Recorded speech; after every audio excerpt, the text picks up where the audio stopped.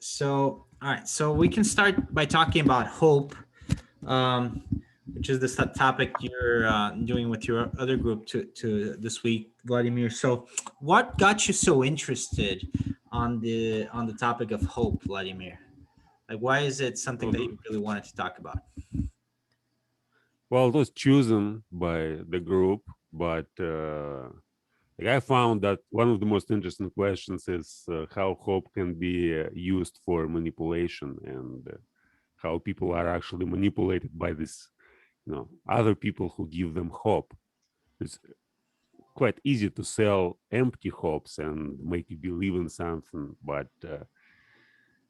now I find it quite like in my experience, for example, many people speak that hope gives them positive feeling and they like it. But in my experience, I found it because I put in this dialogue, like there were many examples where hope led me into troubles, and I was relying too much on the expectations of some positive events, but in the end, it only caused troubles. And I'm curious, like why we have these expectations about the future, which sometimes may be totally misleading, and what actually like where where where does hope come from? Does it come from experience, or does it come from knowledge, or does it come from, is it rational or irrational? So, Basically all sorts of like what's questions. what's your take? Is it does it where does it come from? Well, I don't know. You don't know. Okay, we'll try to figure out. Yeah. Well, I think it's possible that there's different kinds of hope. Uh, Buying a lottery ticket and hoping you win the lottery, and organizing your life around the hope that you're going to win something that It's where not the odds smart. are so stacked against you is that's that's pretty reckless, if you ask me. But uh, the hope that uh, you can take the beach when you invade Normandy is a good hope, and you don't want to lose that. Yeah, So that's two different kinds of hope.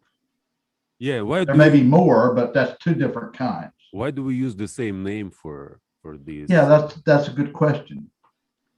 Well, it's Yeah. because I would say it's because, well, two things. I think in even though they're different cases, the two cases that you just mentioned, I would say they're similar in the sense that they're both you're in both cases you're talking about expectations, right? It's you're using the word hope as the expectations that one might have.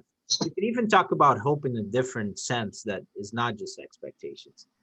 And to answer your question, Vladimir, why do we use the same word for different things? This is a common problem, right? In discussions, and that's just I think it comes down to why do we use the same word to talk about different things for anything else? Is because language is flawed. It's a linguistic problem. Yeah. And similarly, um, we use words that one would normally associate with violence to describe a point of view. Uh, you know, Congress doesn't argue; they Mhm, fight. You mhm. know, and those are two different things to me. You know, to me, a fight is something you want to win. An argument you want to win over the other person. Mhm. Yeah, that's a difference. But we use the same words. For and for example, in politics, we say that we're going to fight the good fight, and um, we take a strong position and we, and you know, Yeah, language is, I mean, Yeah. it's never going to be exact. That's why, when we're talking about courage, right? I mean, you kind of like these things when we're talking about some very basic elements, some when you reduce it to like very elemental things, you're always going to have to define it at first, or at least people need to kind of like figure out what they're talking about because, language is so slippery and tricky. Like, what is art, for example, you can use the word art to talk about 10 different things which are not Yeah. really the same. I think with hope, yeah, exactly. I don't think hope is necessarily as tied to expectations as it is perhaps like a necessary part of consciousness, because if you think about having consciousness, that allows you to also engage with the things that you don't know. And how do people cope with all of the unknowns? The more you think about it, the more you can come up with the things that you can't answer, especially things that you can't control. And I think hope is basically what our brain decides to do with the answers that we know we don't know and the things that we know we can't control. Because I'm having a hard time envisioning a consciousness without hope. You can have other people, you can rely on other people's hope. And I think hope is very, very much tied to dreaming, trying to say, I mean, even in the most primitive sense, let's say humans go out to slay some buffalo or the woolly mammoth, or, whatever, let's go way back. And they have consciousness, they can take so many measures to make sure that the hunting goes well. But what gets them past the fear of all the things that could go very wrong? Fear of loss of life, loss of family, loss of the meal itself. And I think that's that necessary hope that you've done as many preparations as possible. Whatever else is out of your control, and you're just going to have to go in and do it, and hope for the best. And I think it might be an inevitable piece of having consciousness. Do you think it's rational, like when you have hope, or it comes from somewhere else? I mean, is it rational? Hello, Michael. Hello, Michael. Michael's just joining. Is it Michael, we're rational starting the conversation to- talking about Yeah, hope. can you explain hope in like rational terms, or it's just some predisposition which you have intrinsically, or? Yes, I'm Yeah. saying it's a necessary chemical reaction with a logical brain. Mhm. So if you are able to logic all of the things that could go wrong, what is going to keep you moving at all? It's going to be the fact that you can count on unknown things going well, basically.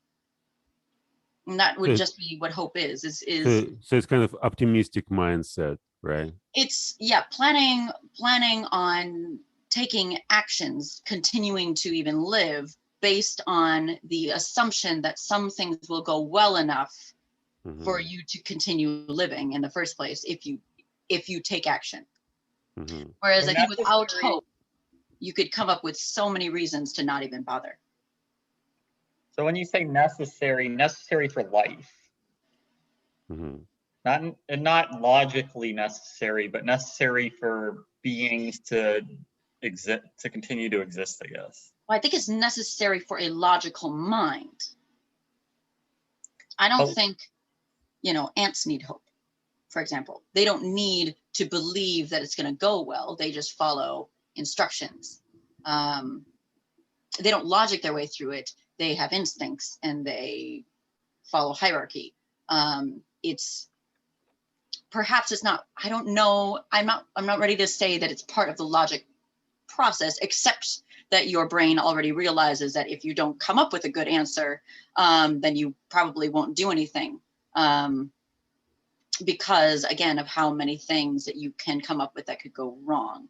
You know, at some point you have to decide if the odds are equal, or if the odds are negative, but it's a difference between life and death, or life and starve, that you have to find something else that gets you to pick survive, because that's in most species is finding something that solves this survival solution. That's interesting how the concept evolved throughout history. For example, in ancient times in Greece, it was basically considered as something negative, as something that pushes you to do actions which actually don't lead anywhere. It's like Plato called it mindless advisor. Like, and for Stoics, it was considered as something like fear. Seneca wrote about hope, and I can read like I just little passage from Seneca. They are bound up with one another, unconnected as they may seem, widely different though they are. The two of them march in unison like a prisoner and the escort he is handcuffed to. Fear keeps pace with hope, nor does their so moving together surprise me. Both belong to a mind in suspense, to a mind in a state of anxiety through looking into the future. Both are mainly due to projecting our thoughts far ahead of us instead of adapting ourselves to the present. So basically, like what he want to say that like when you think too much about the future, you other like fear dictates you all these all these as negative as positive ideas, but they all are unrealistic because you just go ahead and you disconnect from reality, from present, from you don't pay attention to what's going on right now.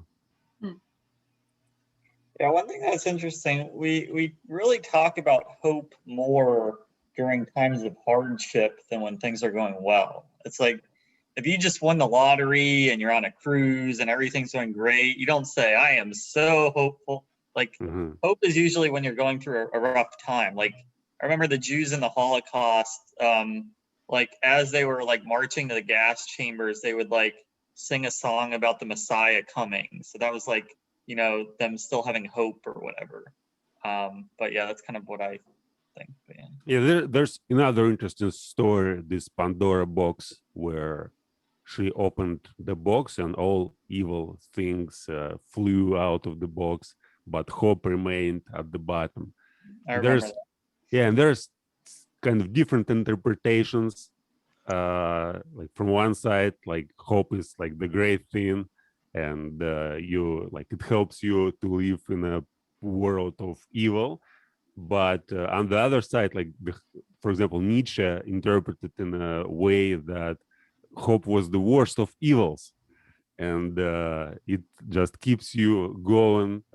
Like Zeus, it was actually Zeus who put all these evils into the box, and like he wants humans suffer, and hope just keeps them like, well, it's hope actually prevents you from ending up all this suffering, which was kind of, you know, maybe suicide. I don't know exactly what Zeus want human to do, but it's not just about everybody, right? It's when you are in a terrible situation, and hope like gives you reason to live, to continue living, but maybe you don't need to live. What if you just you may just die, or you know. Boy, that's bleak, Vladimir. There's the question about the question about the value of life. Like, does it have value when you are where most of your life is suffering, and you you have hope. You think, oh, maybe it's going to be better. But what if not? What if it's not going to be better? What if just it's better to have nothing than to have life which is like terrible. And now of course conditions are better, but how they lived 2000 years ago, it's like you may just be born a slave and be the whole life a slave and die and like an animals on farm. Well, but that kind of goes back to what Michael was saying, that um and I think you kind of like touched on something that is important for hope, Michael, which is the time it really makes sense to talk about hope is when one is in a condition that is not great. It's in the time of hardship.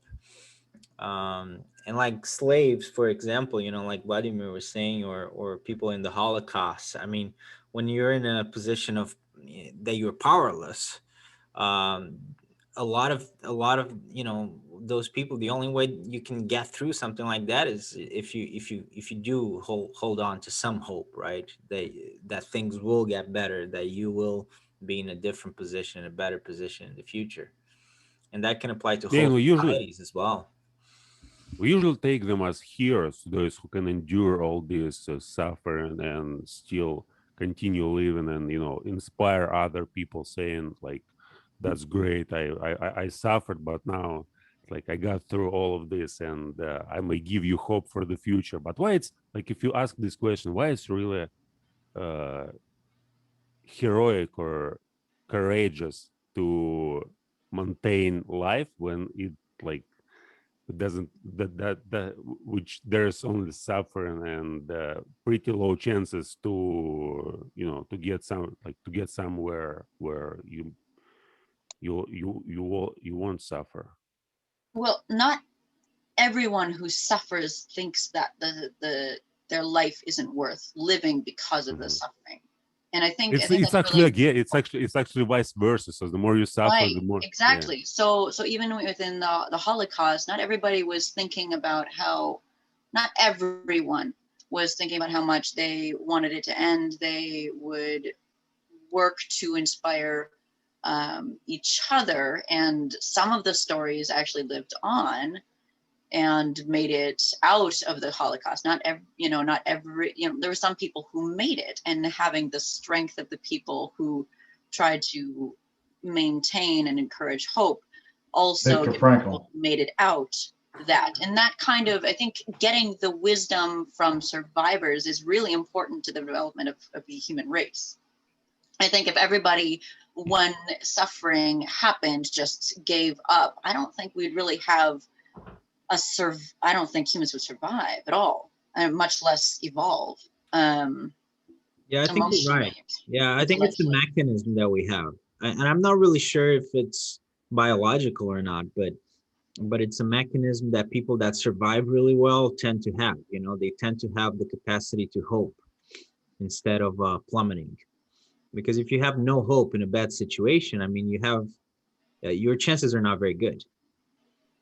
And being on the suffering end also of, it gives rise to the opportunity to re-educate everyone else, the rest of the species, how getting to that point maybe can be changed, could have been avoided, because these events don't just happen out of nowhere. They're caused by any number of things, like all things, and trying to survive through them offers an opportunity to educate and spare other people, and place a hope in the development of the human race. And I think that's In a hardship, big what thing. you're saying, like what you're saying is very relevant, because it's not just about true situations in humankind's history. I mean, everybody goes through hardship at some point. Even like prosperous societies. I mean, look at the United States, the richest country in the world, just recently went through a depression in 2008. So I mean, this is a hardship is actually. I think we probably don't see that as much because we have a safety net but I mean, probably, any other generation, I mean, people went through hardship, like that's kind of like part of the 100,000 years of evolution for humans. It's, you go through a lot of hardship and sometimes things are a little bit better. I wouldn't say America is being spared from hardship. I mean, when we've got Well, I'm not this talking about America. I'm talking about the world, epidemic of, the normal. I'm well, I talking was going to about bring up school modern, shootings. I'm talking about the modern world. People have more prosperity, right? The modern world, but even up until World War II, I mean, look at all the things that happen. Even like somewhat prosperous societies, people went through a lot of hardship all over the world. So, I'm not really sure if you would have made it this far without some degree of hope.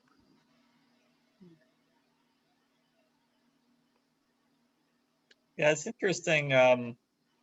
Like in both Judaism and Christianity, there's the idea of the Messiah, and probably other religions might have something similar, but that's kind of like the ultimate hope, where it's like, no matter how bad, and in fact, not only that, they say that right before the Messiah comes, will be like in an age where it's like as bad as possible and where everything is just terrible. So it's like, that's kind of like the ultimate hope, where like the worse the situation you are in, that means that the Messiah is going to come soon and they'll save us all. You know what I mean?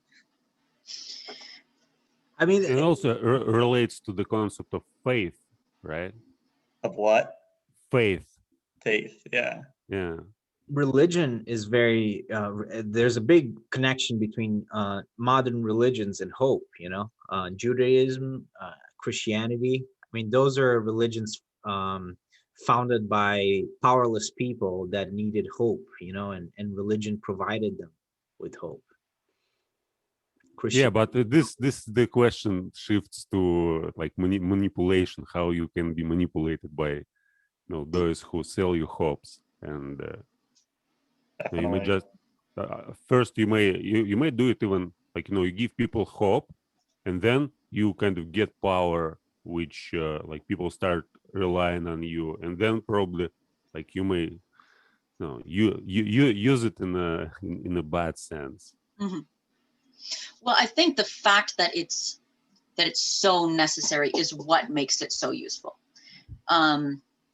rather than it just being convenient. For example, like you can also control people by limiting other necessary resources like food and water and safety. You can manipulate people with a lot of things, and it's especially strong if it's necessary. And I think that just speaks to how necessary hope is to the human mind, rather than just being like this weakness. It could be that we, as a society, or even as a generation, don't quite grasp the nature and the value of hope, and maybe we never have. Maybe it's never really been totally written out how hope connects with what we need, like the basic needs, I'm talking about the hierarchy of stuff. So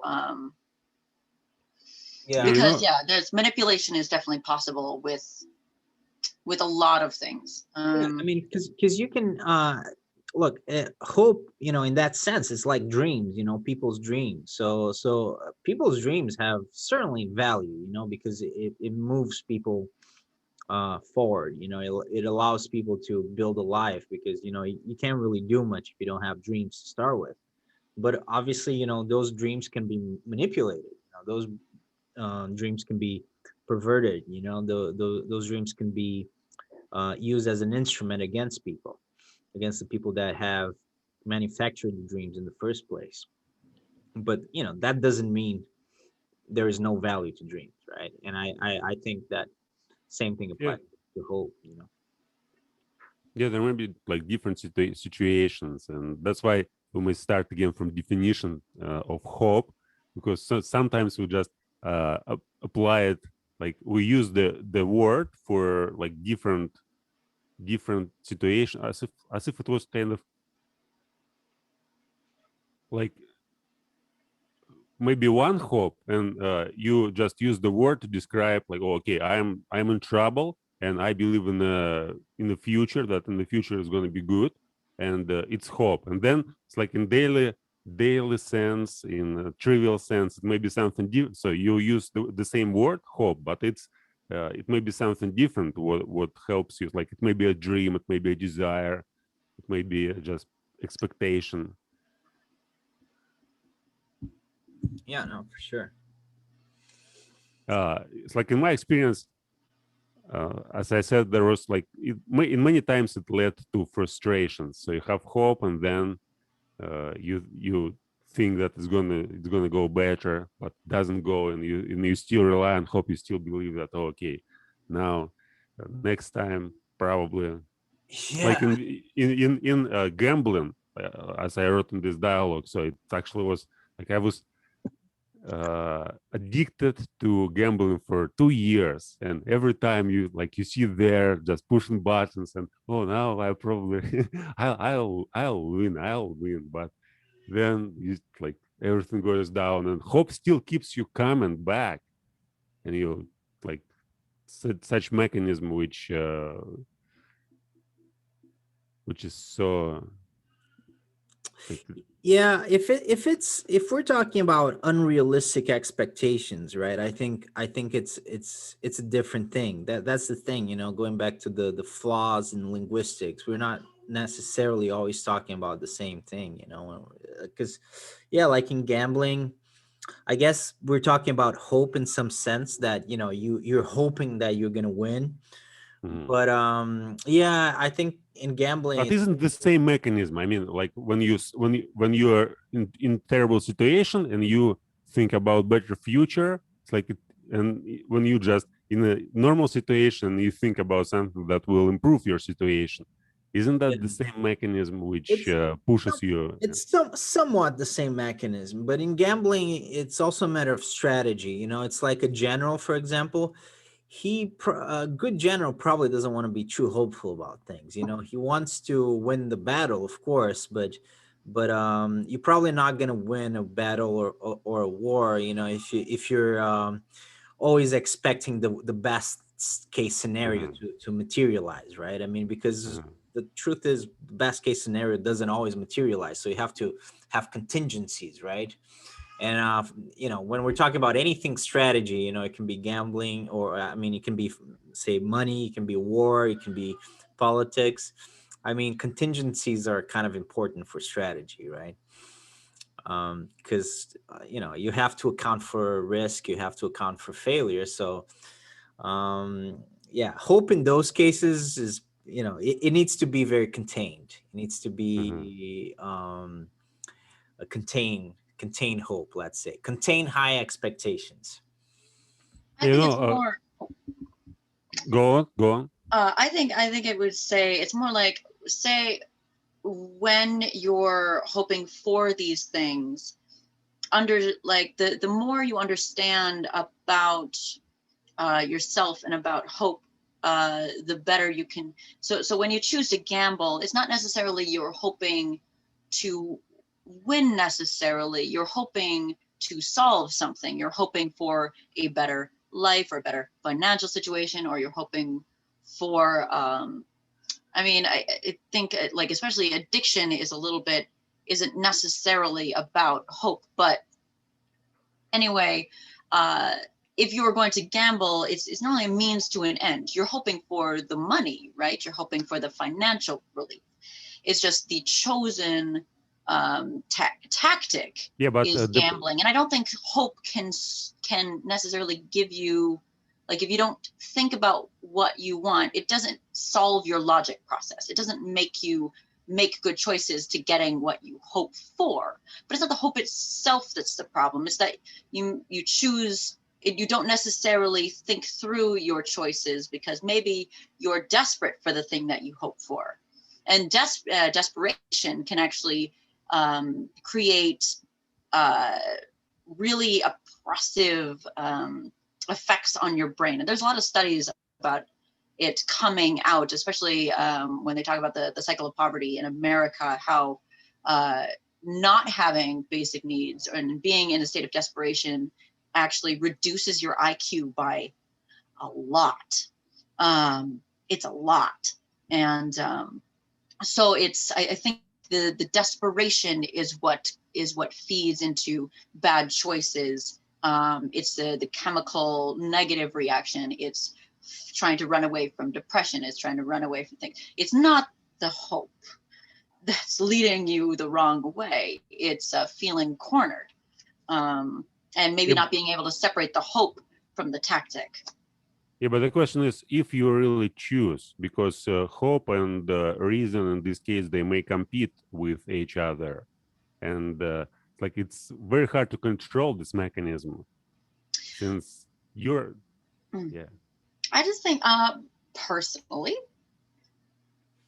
if you investigate what your hope is and you extrapolate it a little bit wider, you can end up finding out that there are multiple veins to getting to what you hope for. So if you really hope, you're dating somebody and you really hope that you guys are gonna live together and they're gonna want to be with you forever, and you hope that that's gonna work out.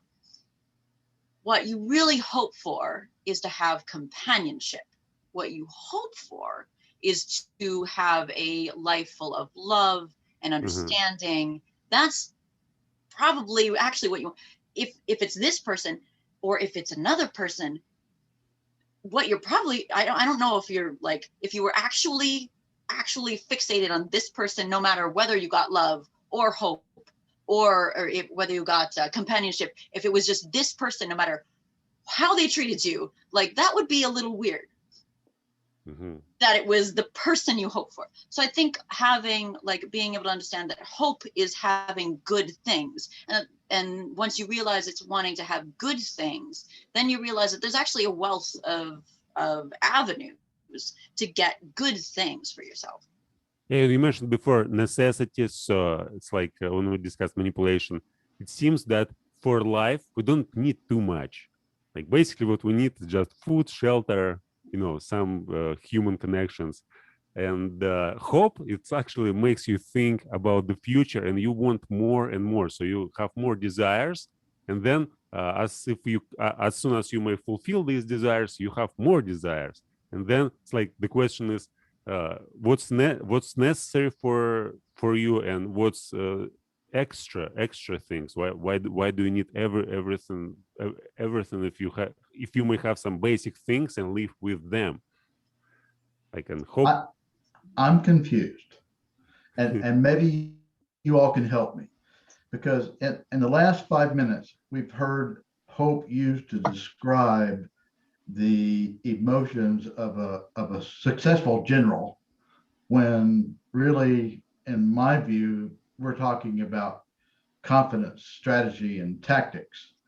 And yet we're using the same word to describe that as we are to describe hoping you will win at gambling, or that somebody will go out with you.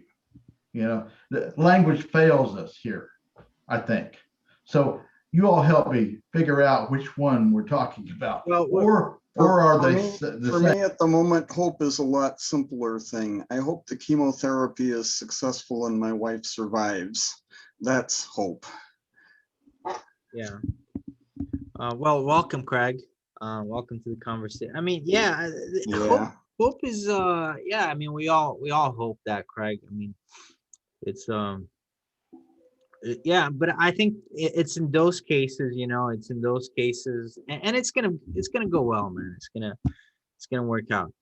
It's in those cases that it's really a mechanism, and it allows us to actually make those things real, to make those things true, because a lot of the great things that happen in life like that, you gotta dream them first, right? You got to dream these things first, and then they happen. And that's why it's such a powerful mechanism. Yeah, although this whole kind of law of attraction thing, no, that ain't gonna work. That's not how stuff works. So no, I'm not gonna go down that route. But I'm gonna sometimes it have is. I'm gonna Sometimes- have confidence in the doctors who are doing recommendations here. I've met the surgeon, I've met the oncologist, and they both seem like top-notch people in their field. And I'm gonna trust to their training. And it's either gonna work or it isn't. And in truth, whether I hope or not is irrelevant, but I'm gonna do it anyway because I need it for me. I don't need it for the process. I need it for myself and my own emotional well-being. And that's what I think hope ultimately is really about, is it is a person trying to take care of their own emotional well-being. But is it the best mechanism to take care of your own emotional well-being? I don't know. It depends on, right? It's context dependent, like everything else is context dependent. It might be the best in some cases and it might not in others. Yeah, but you said like you've done everything possible, and if like it's inevitable, like whatever Who said happened, that? yeah, whatever happened will happen. So if it's gonna help you, like when you think about your own condition, and when you have these expectations, it's like for now, for now it helps. But if there's a negative result, like it's If there's a negative result, then you need to Yeah. be prepared to deal with the negative result if and when the negative result occurs, right? Vladimir, what do you think the choices are? Well, I don't believe in choices, by the way. It's Oh, okay. Well, I mean, I'm saying if not hope, then what? Yeah, like well, what are the options here? I think for me, it's this idea of amor fati and what's going on and reality, and you don't think too much in the future. It was what I quoted like from Seneca. So you basically accept everything what's going on, and you see it through like as if it was inevitable through these lenses. And yeah, and it doesn't mean that you don't believe in future and think that all future is going to be negative or whatever. Just okay, it's like consciousness. You said like consciousness, like to have consciousness. For me, consciousness, it's more about understanding. It's not about creating something in the future. I believe that past and future, they're kind of inseparable. So it's our perception which actually makes it kind of, it projects our expectations into the future and creates this dream or whatever. But for me, it's mostly like the law of causes and effects. So whatever happened in the past creates what's going to happen in the future. And I'm not relying on my expectations. I'm relying on my understanding. So my point is just to understand better what's going on and find the best way, the best strategy how to adapt myself to the reality. I Can you think have a you are opinion? kind of what the philosophers would call a hard determinist. Yeah, in exactly. that fashion. And it's Yes. like I am I'm not. I used to be a hard determinist, and I realized that I don't think that's how things work anymore. So well, Kar, I'm writing journals for pretty much 10 years now, like everything. Can you have opinions? Opinions Mm. about what? Can you have opinions? Okay. Well, I see a in your model, I see an inconsistency if you have opinions. I think that opinions are, if you accept having opinions, then you accept having hope. I think they are right. So I think that they're connected. So that's why I asked if you think having opinions is well, yeah, I part of might the process. I might have an opinion, but like if reality proves them wrong, I rely on reality, not on my opinions. What about the So it's ones like- that you never can prove? Well, you still have an opinion. For example.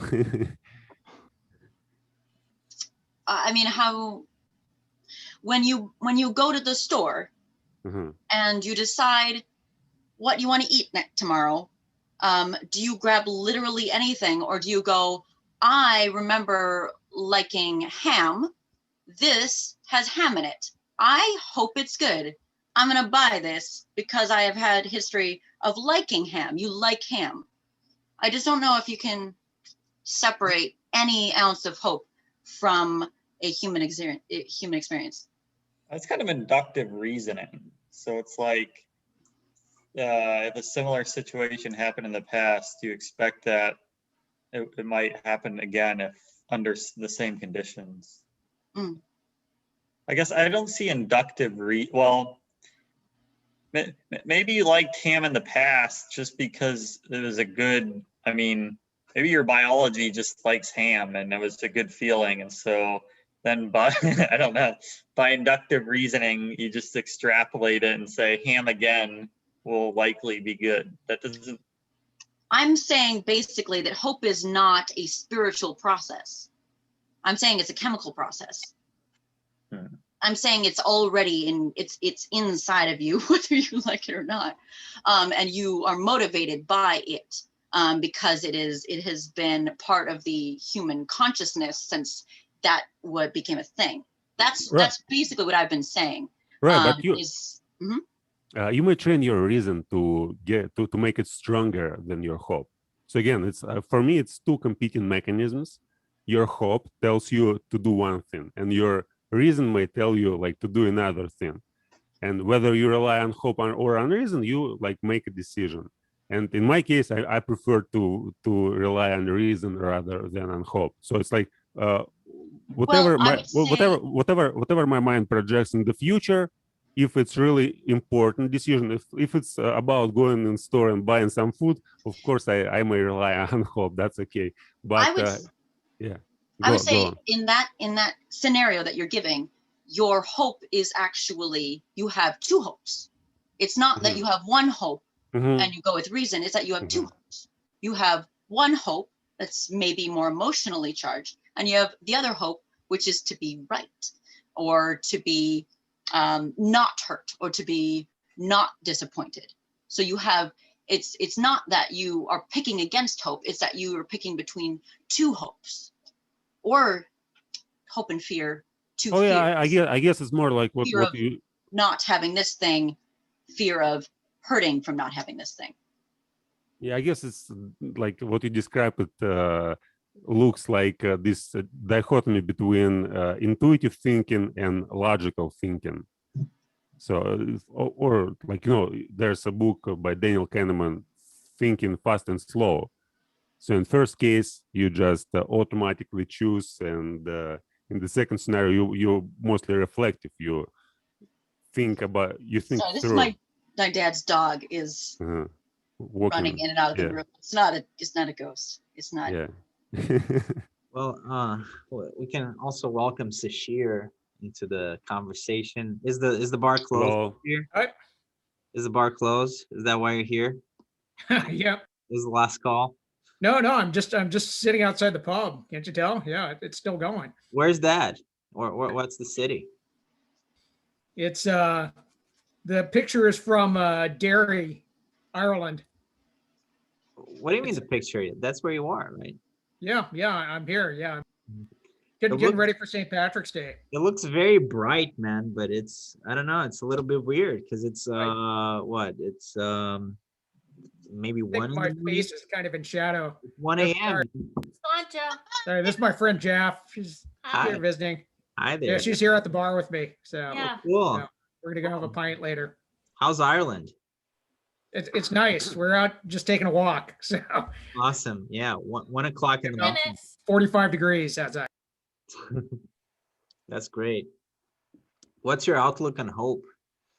We've been discussing hope for the last 1 hour. Ah. Oh, Oh, hold on, Jeff. Do you want to sit down? I don't know. I'm sorry. I don't know if he'll show up in the. Is it- Hi. Hi. Hello. I have mixed feelings on hope. I feel like hope can be an important tool as long as you use it to figure out when you need to step back and just accept reality. Yep. You always need to accept reality, but you need to accept what the reality is. Do you just sit there and accept it and let it be? Or do you find a way to spring action? But I feel like if you're using hope as an excuse to like deny reality, then it's a problem. But with Well, hope, well it's right. said. Yeah, I think so. Vladimir was asking like when hope is a virtue, and I feel like it ties into what you just said. I think hope might be virtuous when the negative possibilities that could happen, if those are out of your control and there's really nothing you can do to better prepare or to better handle that, then maybe hope might guide your mindset towards thinking about the things that are in your control. Maybe that's when hope is virtuous, but maybe hope is bad when it's preventing you from doing things that you really do have control over. Like, yeah. Well, sometimes So hope. basically, oh, sorry. No, You no, just go basically ahead. said what I said, but more succinctly. Okay. Well, sometimes hope motivates people to do stuff, like when you look at history, especially like nations. I've been studying quite a bit of history recently, and like even like what we're talking about before about the Jewish people. I mean, the only reason why Israel is there today is because they were hopeful for 1,000 years that one day they would go back, and this is like those cases where you have to believe it first. You have to believe that it's possible. You have to believe that that's real, and then you make it real. And I mean, the United States is a case of hope. Hope that something else can be the case. And it wouldn't really exist if it weren't for that moment of hope. So in nations, you see that a lot. Nations are born out of hope. That's why hope plays, I think, such a big role in the ethos of nations usually, because they really wouldn't be there usually if it weren't for that hope. So just as another possible way one can look at this, if you believe that the brain and the mind are largely prediction correction mechanisms, that is, you play out scenarios in your mind about potential futures and you evaluate them, hope is basically looking for a best case scenario. Despair is basically looking for a worst case scenario. Of course, most of the time it winds up somewhere in between, but one hopes that one's projected best case scenario is the one that actually comes to fruition, and so you make plans based on that. You also maybe have back in the back of your mind the worst case scenario, and you might make contingency plans for that as well. But in that case, the whole question about dragging this in as whether it's a virtue or not, I don't know that I think I care about whether it's a virtue or not. It's me calculating what I think my best case scenario is and planning for it. That's my 2 cents. Yeah, but in best case scenario, it's basically we want to be more realistic. We want to understand what actually is going to happen, and sometimes you don't know what's actually going to happen until it happens, though, or do you? Yeah, sure, but sometimes it may be too much hope, and you may calculate, like you may be deluded by your hope and by your. Yeah, but you may not. But in terms of virtue, so it's better to focus on something that really, like, what is most likely to happen instead of what you wish most likely to happen. So instead of now being a hard determinist, you're coming more into my camp and becoming a Bayesian, because what a Bayesian will do is one will again project possible futures, see what happens, and then update one's original assumptions about those possible futures based on the results that you see and incrementally make changes. And that's actually how I think things work, as opposed to things are, you know, determined one way or another. I think things are mostly a matter of prediction and correction. And so I think I do make decisions that can influence my future about whether I can approach the best case or worst case scenario, but I need to do it incrementally. I can't just see the end point and go there because that doesn't work. There are too many intervening events that take place that can disrupt that. But I can go from here, I can go to my next. It's much like doing a search in computer programming. You go from where you are and you follow it to the next best point, and then you're there and you follow that to the next best point. And you can have an influence, I think, on future events by looking at those little tiny optimums and going that way. Yeah, And that's I exactly. know that's a weird way to look at things, but that's the way I look at things. It's like life, a big chess game, like chess play. I So want to say one thing. you calculate the steps and you like evaluate your decisions after you make these steps. But yeah, that's exactly what I'm doing. But it doesn't mean that you can't be a hard determinist. It's like it's more on kind of epistemological level. So you know exactly that all your decisions are based on your previous decisions, and you don't project in the. You may calculate the best possible future, but still, like you understand that your calculations, like they're learned, they're natural, they're They're my subjective prior probability estimates of what I think is going to happen, and since they are subjective, that means they're subject to change. Right, yeah, but subjective by seeing what actually happens. Subjective is a kind of tricky way. It's like what is subjective? Like I don't see the big difference between subjective and objective. Okay, subjective probability is basically posing, say you're going to make a bet. All right, you're going to bet that horse XYZ is going to win the race. All right, how confident are you that horse XYZ is going to win the race? That tells you how much money you're going to bet on that horse. That's my subjective probability estimate. And then they run the race and horse XYZ loses. So maybe next time then I'm not going to bet on horse XYZ to win the race. I mean, it's learning, right? That's how we learn, is by making projections and being either right or wrong, which either reinforces the projection or causes you to update your priors, is the term that Bayesians often use to explain that sort of thing. And I'm off in the weeds now, so I'm going to shut up. Can you share a link? I'm just gonna read a little bit later. This you said Bayesians, who like this Bayesian, yeah, Bayesian, after the Reverend Thomas Bayes, I believe was his name, who came up with this.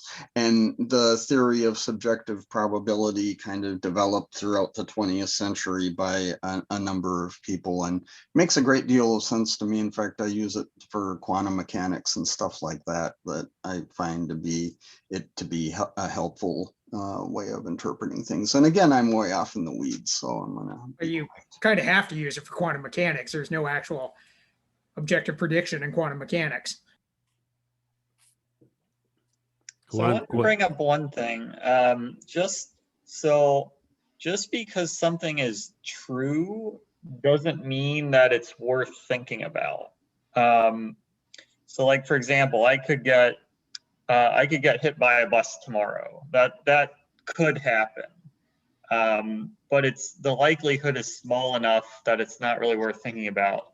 There's other things that actually are probably more likely, but I still don't think about it just because there's not really much I can do right now, or it's not worth spending the mental energy on it when I could spend my brain power on things that I have more control over. So I wonder if hope kind of ties in with that, where it's like there's something bad that could happen to you, and maybe there's even a good chance it will, but how much would you be able to affect the outcome, and how much of your brain power is worth spending on that? I think hope might be tied in with that. Is hope the same as probability?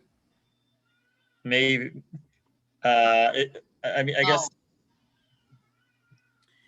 like hope is like there's the actual probability tree, like this could happen in my life, this could happen in my life, but maybe hope nudges what you focus your attention on, because you might have more control over some pieces of that tree than others, I guess. Vladimir brought up that's having too much hope. And I think I just wanted to touch on that. I think when people use that term, having too much hope, they don't actually mean that literally. I don't think someone who is referred to as having too much hope actually has more hope than, say, anyone else necessarily. It's that it's the reason that it's sort of a negative thing, the too much, is because a person has the thing that they are looking forward to, but they ignore the logical process of preparation for a variety of results. So There's a difference between being hopeful and being delusional. Right, exactly. The too much hope if somebody has chosen to become rather delusional instead of just taking hope and doing their best with what they have. They've stopped doing their best with what they have. They've abandoned reason, and in the face of the thing that they hope for, that's become a psychological disorder. So I think that's kind of the other edge of the what Michael was getting into, is like having too much, but then also when I forgot what he said. I actually forgot what he said, but it did make sense when you were saying it. I was like, oh, there's like the opposite side, but no, I forgot. So, But I do think. Go ahead, David. Nope, we came in from the pub, so we had to turn off the background or else we'd be ghosting. Oh, you're home? yes. No, I came in from the pub. Yeah, Yeah, you came back. All right. Well, it was outdoor seating. yeah, like what David said, I think that's pretty relevant. You know, you can still be hopeful, but you don't need to be delusional about things. I mean, I don't think, those are not mutually exclusive. You can understand what the reality is, and at the end of the day, you know, when you're hopeful, you just have a positive outlook. You hope that something is gonna be okay. It's gonna work out in the way you want it to work out. It doesn't mean that you don't understand that it might not be the case. Those are not mutually exclusive.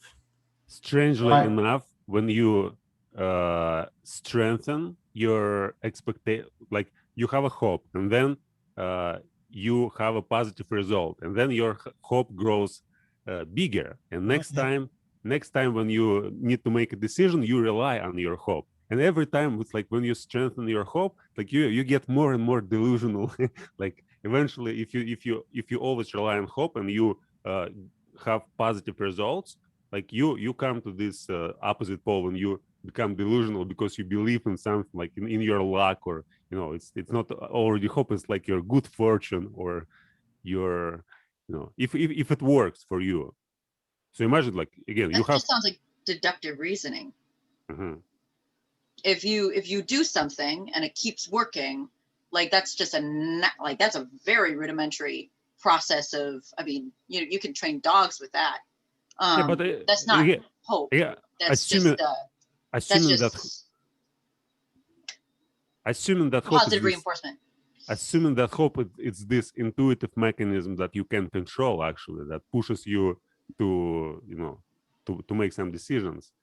And again, it's like the stronger it gets, the more probability is there that next time you'll make a mistake, because you just rely on this mechanism and you don't evaluate all these decisions. You ignore negative probabilities and you focus more on positive, because every time before when you choose positive, you was reinforced by the reality, by the situation.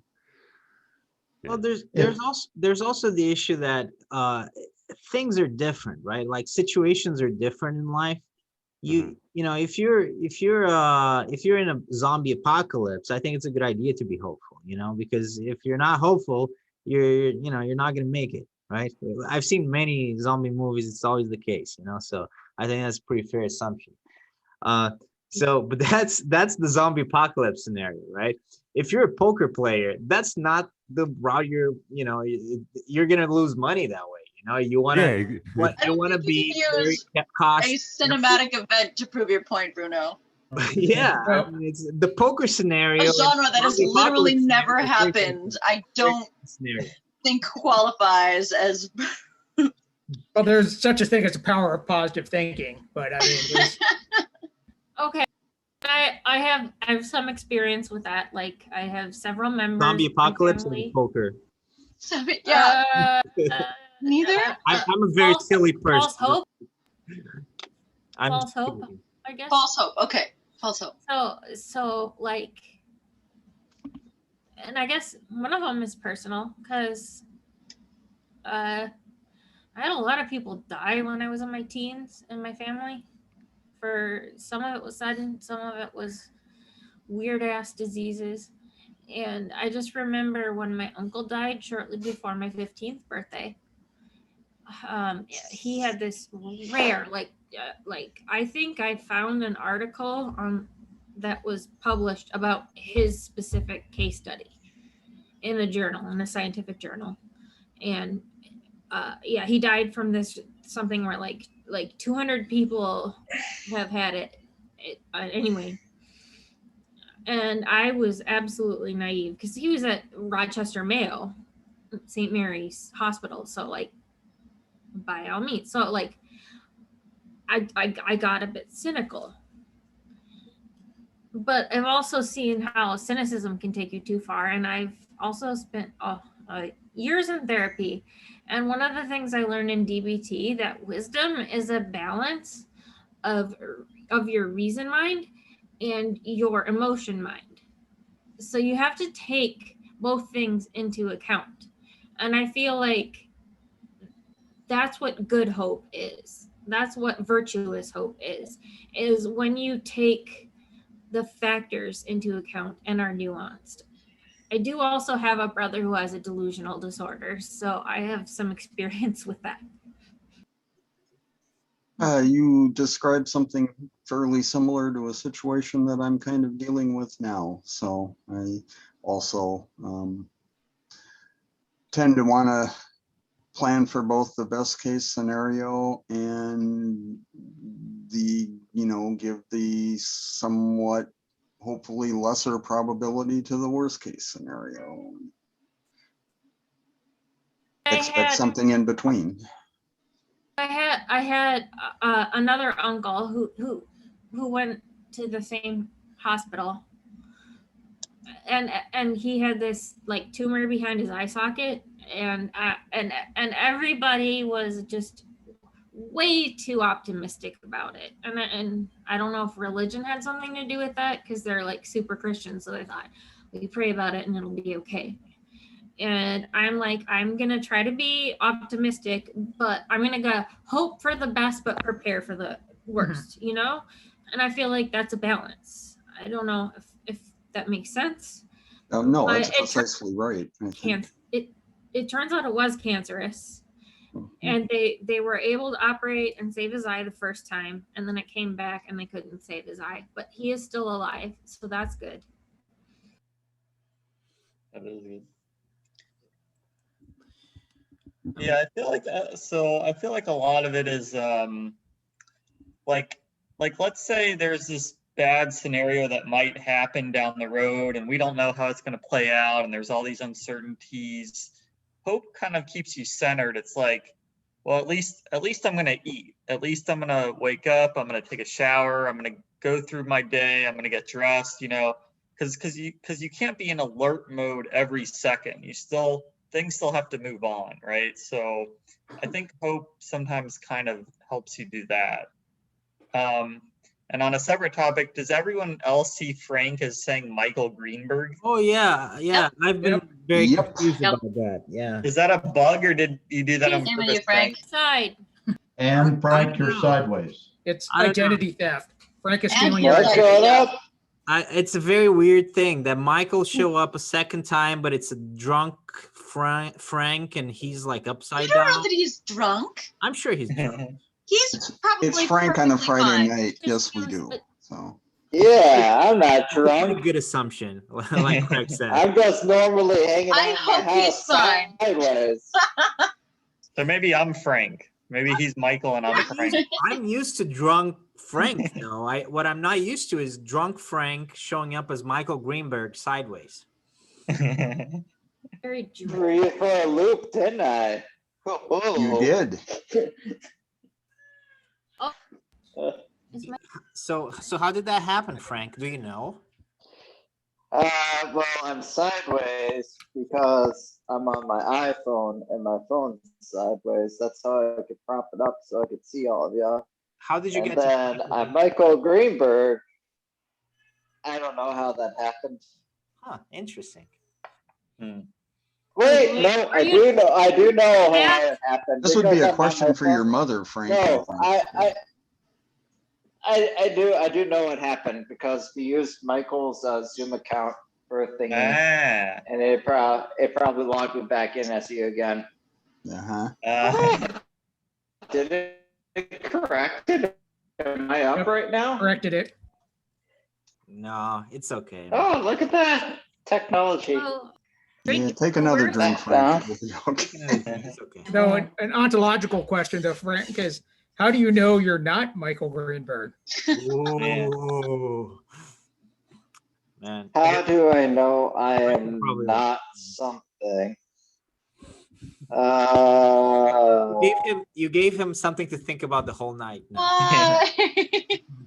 I'm sort of Well, categorization. hold that- on, no, this is actually quite intriguing because I can't prove a negative on that grounds, and I can't provide evidence. All I can say is the lack of evidence. No, for this showing is- that, this- that I this have is just made simple. to say I'm not. This is simple. Would Michael Greenberg be able to quote Hegel at the drop of a pin?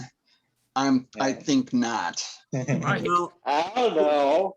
we can also go with Maybe properties, Michael. right? We can go with properties. Isn't that a way to distinguish things? Like Michael has hair, a Frank does not. Yep. So, he has a mustache, but no, I know what you mean. Right. Frank Michael has has a hair, mustache. Frank Michael doesn't have does not. hair. This person doesn't have hair, therefore it is actually, as this person has hair, we can just infer that it's not Frank, not necessarily that it's Michael, because other people could have hair. Huh. So we could do it logically. I could choose. Well, let me go back further and talk about how do you know you're just not taking on a Platonic aspect of Michael Greenberg? In other words, you're just approaching the Michael Greenberg. What, like, is he the ideal Michael? Oh, I Is that could what be you're doing that.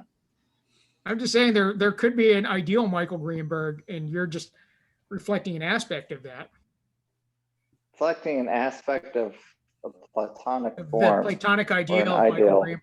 Man, this is bringing me back to WandaVision. There are two visions, but none of the visions are the real vision. So I'm See, if it is the ideal, then it's a priori. Ergo, Michael must be able to recognize it as the ideal and strive towards it in the becoming. Ergo, I asked Michael, "Am I the ideal?" Michael, Yes, you are the ideal. that's And I'm the ideal Frank. Yeah, we're each the ideal of the other. This is a wonderful strange Oh, loop. my. Let's keep going. what do you guys I think need about, pork lines. what do you guys like to just to change the topic? What do you guys think about the idea of progress? Is progress inevitable? Like we can even link it to the idea of hope. No. Our idea is, I think, a pretty Frank said hopeful- no, so the whole question is shut down. That's it. We're done. No. Yeah, Frank is ideal, so Well, we Frank. know. The ideal Michael Greenberg. Well, Sorry, I said, yeah. Ideal Michael said no. So Ideal Michael said no. Okay. So Ideal Michael. We're done. Good night. Well, so Ideal Michael is not very hopeful. Most people are operate under the hopeful assumption that progress is inevitable, and we're always. That's nice. And what- I think we would need to know what progress is before we go about speaking of its inevitability or not, would we not? Well, progress of the human race. What does that mean? Yeah. Progress, Well, I mean- progress assumes that there is some kind of a, I assume, teleological end point that we are trying to get to. And Well, I ain't going there. The base Me and Ideal Michael are not going there. The base assumption is that I guess Well, the be count, quiet. it's the count too. Ideal Michael, chill a little bit. So the base assumption is that we're always going to be better off than we were before, essentially, as a species. Again, better off how? I mean, Yeah. Oh, God. basic, like- question your assumptions or define your terms. Like politically, economically, Technologically. yeah, technologically. Who's taking the data though? Like who's running the Setting the statistics? Are we metric, going that's the one I wanna quantity know. over quality, or are we going? Stephen Pinker. I knew you'd bring- Stephen Pinker pointed out that yesterday, the headline in the New York Times could have been 100,000 people made it out of extreme poverty. And that could have been the headline on the front page of the New York Times for the last 25 years, every single day. Okay. So I do think things are progressing. Have we done everything we need to do? No, but we are making progress. But poverty is only one measure. Like I've always wondered this, like poverty, war. So there's certain measures, health, poverty, war. I think we can say we progressed on. But as the human condition, I feel is so much more complex than that. So maybe we're better on the more measurable things, but we're not as good. I'm agnostic. I'm just saying, could it be that on the things that are harder to measure, we're worse on, but the things that are easier to measure? It's totally possible. It's totally possible. Okay. Give me an example. That's why the question is interesting. But give us an example, Michael. Yeah. Something that's hard to measure. Yeah. Social cohesion. Okay. Yeah, that's a good one. Yeah, I think. Okay, we are you talking definitely- globally or nationally? Whichever level you want. I would say still neither. I would say no. Yeah, no, we're not better off. I would agree. Yeah, Well, we're not worse off though. but I think we are worse off. Yeah. Well, We're better Nationally? off than when, we're worse off than when. You have to Social distinguish cohesion, yeah. progress, or you have to distinguish points. You can't just say we're better off than when. You have to have some transitivity. Well, then we the used to comparison be. is between the past and the present, I guess. well, I'll put a That's counter. ambiguous. I'll put a counter that in some ways we are better social cohesion. I mean, I'm sorry, David, where are you located? Say it I'm again. in North Carolina. Okay, so we got several people in Minnesota, somebody in North Carolina, somebody in Russia. I'm at the pub, or I went in from the pub, and somebody on Mars. You're in So Ireland. clearly we've overcome distance in terms of social cohesion. That's true. Craig is in That's Mars. just geographic. That's not. What about between us and other people in our area? Yeah. But yeah, I don't know. Yeah, I would agree. That's not what I think about as social cohesion. I was thinking like more like if people gel in society. Is that what you're talking about, Michael? Yeah, I was actually we're all kind of into philosophy, but I guess it's how well we connect with, I guess, everyone in our community. Like, yeah, not just philosophers, I guess. Yeah. But I don't think humans have ever connected with everybody in their community. Not everybody, but there's degrees. A lot. Like, I Yeah. don't know. A lot more though. A lot more than now. I don't think we can answer how we progressed with any of these categories, to be perfectly frank. I don't think yeah, I don't think we're going to get there with any of these But here- because there are other opinions out there. I think this group particularly ends up being a little bit more liberal, but when you talk to, I mean, let's just talk to the Native Americans. Let's ask their opinion. And I don't think they'll agree. So, so I think we have to think a little bit differently as far as what progress means. Well, I think you make a good point, but you know, if you're Native American, like from a Native American perspective, there's definitely no progress. You know, like the progress has been certainly not. Now, I object to that What do you mean? because I'm part Native American. I'm part Native American, and I don't feel that I way. think it's freaking So out. somebody who is Native American with one. Well, I don't think that means there are no other opinions. Are we having And some? my only well, point was that I think this is a very opinion based. Let me run a question by it- y'all quickly, if I may. I'm sorry, David, you were saying something and I butted in. No, That's all right, go ahead. the question I just want to run by everybody is, why do we think this is an important question? Well, we could say that about every single question, man. Well, but we can also try to answer it too, can't we? Yeah, I guess. Like which one? Which one, Craig? This whole thing about inevitability of progress, does it matter whether progress is inevitable or not? And if so, why does it matter? And if not, why doesn't it matter? Personally, I'm fairly indifferent to it. I think I can definitely see areas where I would say there are what I would define as progress happening, and there are other areas where I would say no. And there are probably areas where I would say I see anti-progress happening. But Decline. okay, We may relate it to the question of hope. So if you have this belief that there's inevitable progress, you'll probably have more hope about the future.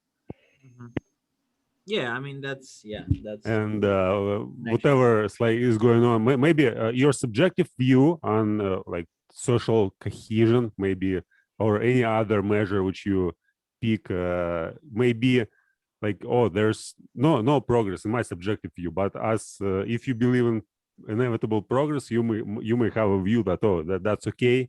No matter what's going on in my life, as a society, we get ahead, and that's what may give you hope, and what may help you to, you know, What be about emotionally balanced. Yeah. This is what about progress? the equals best of all less- possible worlds. What if progress equals less bloodshed per year? What about that? well, that would be one metric, right? That would be the metric. I guess Michael even said war, you know, so that would kind of like fall into that category, you know. I'm not even talking about war though. I mean, like within the country of the United States, we have a whole bunch of just homicide and school shootings and like one-on-one type things. I don't know if that we include that within warfare Well, as an interpersonal warfare? Well, Are we using war to describe that or not? well, Less that's not violence. certainly not war, but we could have a category that that basically groups all those things, or we can have separate categories. But I mean, that's not war, but you could Or- certainly have a category that included that. Or what if I said, how many people died of COVID 2 years ago? You would say 0. And then we would say, how many people have died of COVID now? And we would say 530,000 in the US. Let's just keep it in the US. And then the thing is, would you say that's decline or progress? Because it also depends on what we're talking about. Hmm. Because that's a cherry higher amount of picking is people what it dying, we is, could right? say it is. I was Well, just trying to but- get. I was just trying to. I mean, I was trying to, process to macro cultivate some other ideas that could be more universally progress, because I don't think technology is a universally accepted mark of progress. I don't think that's, I mean, yes, while a lot of people benefit from it, a lot of people like it, I think that's hugely opinion based. And So- so I don't think, so I think Well, we I should don't- I- really seriously criticize, like be willing to scrutinize which items we consider progress. How about science? Like, is there progress in Yeah. science for I the think science last? is good. I think medicine is pretty universally helpful. Well, I think Vladimir might be talking even like less subjectively, just good, forget good or bad, does science progress? And I would say yes, like we Science- discover, Yes, like agreed. I would say yes, but it's not linear. But it's Put a compounding. Craig on Mars, so yeah. It does compound. Hmm. No, that would be engineering and not necessarily science. But then the question, of course, related to progress is how much does progress cost, right? Because these changes don't come without consequences. And in many cases, specifically talking about technology, the unintended side effects that come with technology. And those aren't necessarily readily A, measurable, and B, obviously immediate. But long-term, for example, things like carbon footprints and things like that, that are results of technology. But at the time those technologies were being developed and deployed, people weren't thinking about things like that. And so is that actually progress, or do you need to measure progress against what it costs to make that so-called progress? I mean, Well, I think you probably do, but well, this brings up the question is and really in any kind of complex system or extremely complex system, it's inherently chaotic. I mean, at that point, you inherently can't actually measure progress because you can't anticipate all of the unintended consequences or predict all of the effects. I don't think hard is the same as chaos. I would not agree with that. Well, we don't, again, like Craig pointed out, I mean, there's plenty of stuff we do that we don't really know what the effects are. But I don't think the human brain, I mean, if we really want to make the best use of our science and technological process, we could we could actually build a computer to make those calculations for us. I, for one, welcome our new robot overlords. yeah, Sorry, there's a lot of oh, I there's a see. lot of argument on that particular subject. Well, that's the safe thing to say. About whether we here, could or because whether they're we probably going to couldn't. watch this at some point. So it's a smart thing to say that. It also depends on the scale how you measure. For example, if you measure like 2,000 years, it's definitely there's Right. progress by like almost in everything, right? But if you measure like last 10 years, probably there. But again, progress related to what? I mean, humans basically we're basically an infestation who's taking over the entire world compared to 2 to 10,000 years ago when it was a life little bit more certain- competition. Life certainly became more comfortable. Like now you must just sit in the, in your room and don't worry about, what you are going to eat tomorrow and about, warm and cold and, all stuff like that. We're also, I mean, I think something that is interesting about this conversation about progress today is that we're extremely biased, because we're in a very good moment in the history of mankind. So I think it's an interesting conversation to have, but it's also important to understand how fortunate we are right now, because and that that can produce a very strong bias. Because if we're having this conversation in 1940. I think the conclusions would be significantly different, So Or if we were just in a different country right now. Yeah, maybe. I mean, well, that depends, right? Because if you're There's still people looking, living with dirt floors and no plumbing. I mean, there are a bunch of places in Africa that you can go That's true. I'd rather be in the 1990s. I mean, 1990s was also a pretty good time for mankind. America. Yeah, America. I Like mean, in not the- for Japan. Or- if you lived in Russia in 1990s, you wouldn't say that. Oh, yeah. I know. Yeah. It was Well, the, I know about the that. hardest time ever. Like My really. privilege is shown right now. I know. But Russia had it easy in comparison to some other countries in 1990. So, it's all kind of like relative. Just depends on the country. Depends Oh, on the the- country. I'm just gonna say the 1990s were a very dark time. I mean, it was just nothing but Smash Mouth and just couldn't Yes, it is escape. Radiohead. Wait, Radiohead was a All Star beacon. was 2000, wasn't it? You just couldn't escape. Hey, now you're an all-star. Oh, good times. True. But I think you're right, Makes me happy. Natasha. I think yeah, geographically there's a bias as well. But I think I'm trying to think about it in global terms. But you're right. I mean, there's a little bit of a geographical bias because again, if we're thinking about the 1990s and we're thinking maybe Africa, it doesn't look like a lot of progress. If you think about Rwanda, it really doesn't look like a lot of progress. So but I mean, I think this conversation needs to be had like on a global perspective, at least I think that's what's Well, And How about Natasha, this? I'd rather be living in Germany right now. how about this? All progress is subjective and all progress is relative. well, that's certainly the case. But Frank, why did you bring up Germany? I don't know, because I'd rather be living there right now. well, Germany is a great No, place. you'd rather be living there in the 1990s, I'm sure, Frank. And then, Not then you even- could No, listen to not Falco. 1990s. I actually You did could live listen in to- you Germany, could so play I'm curious Falco why you all think day. it's better. Oh, that's nice. I mean, it was only 6 months, but I mean, I'm just curious why you think it's better. I just want to know. And why I think it's Germany? better. They have like a huge racist problem against Turks. Did you know that? Yeah, Did you I live? got Okay. family who's from there.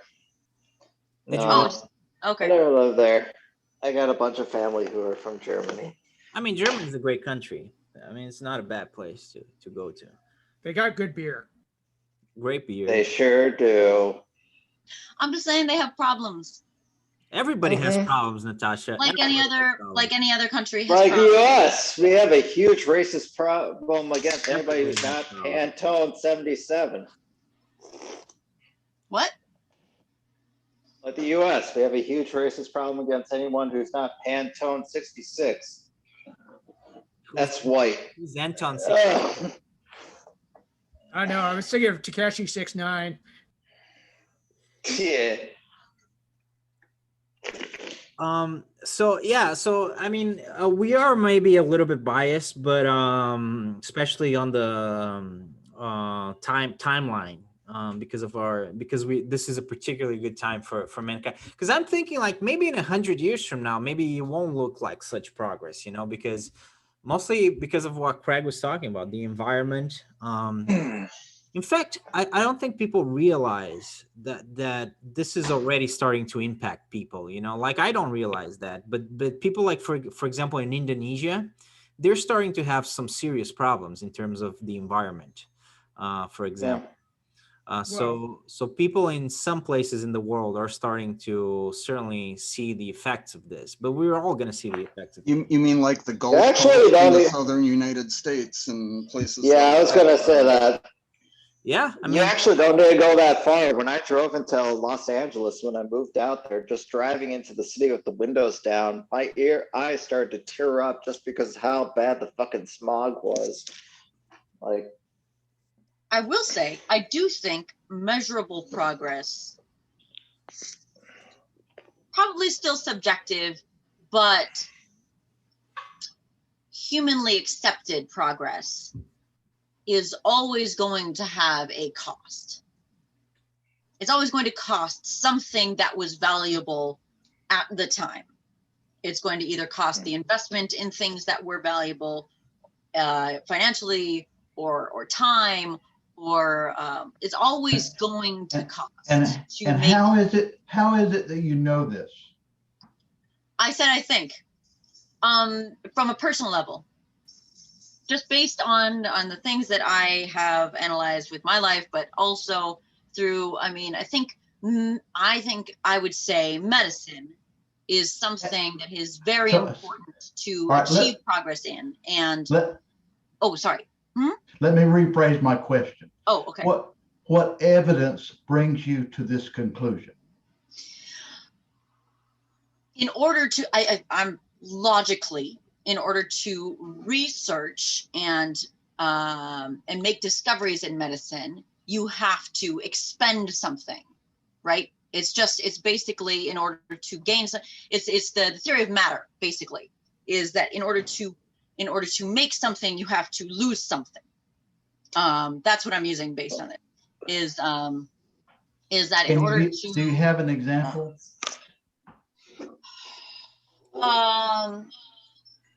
So doctors who went to Africa in order to, when they were trying to solve malaria, you lost doctors to the actual disease before they were able to gather enough of the information on the disease in order to provide other doctors, subsequent doctors, the information necessary to find a cure. The cost is good doctors at the time. The cost is the time it took to actually find the cure. And the cost is perhaps whatever went into generating the materials to get the cure through a bunch of failed attempts. But finally you got a cure. That's what I'm saying, is that there's always going to be a cost, and it's going to be time, it's going to be resources, and sometimes it's going to be, the cost is going to carry on into the future. In most cases, the cost is going to carry on in the future. Even if it's financial, the debt from cost will carry on in the future, but it can also be environmental, will carry on into the future. Now, my understanding is there's not a cure for malaria yet, but that's beside the point. We do know how to treat it better, from my understanding. And are the number of lives saved greater than the number of lives spent to find the cure, to find the treatment? Well, those two aren't really necessarily connected. Like, if you don't try to find a cure, you can't save any lives. That's my point. Yeah, so there's always going to be something that you have to, I think, yeah, that's the point that Dave is making. Look, But if you invest, but when you're talking about progress, you have to understand that, yeah, it's not, I mean, you're trading something, but the point is, are you gaining more than what you're losing, which is what he's asking, right? So, I mean, in terms of medicine, I don't think we can't really make the argument that there hasn't been progress. And the reason I was bringing this up was the environmental cost that we're experiencing now. Yeah, that's a different. I don't know that it was predictable. Maybe it was. Most people didn't know that would be the cost.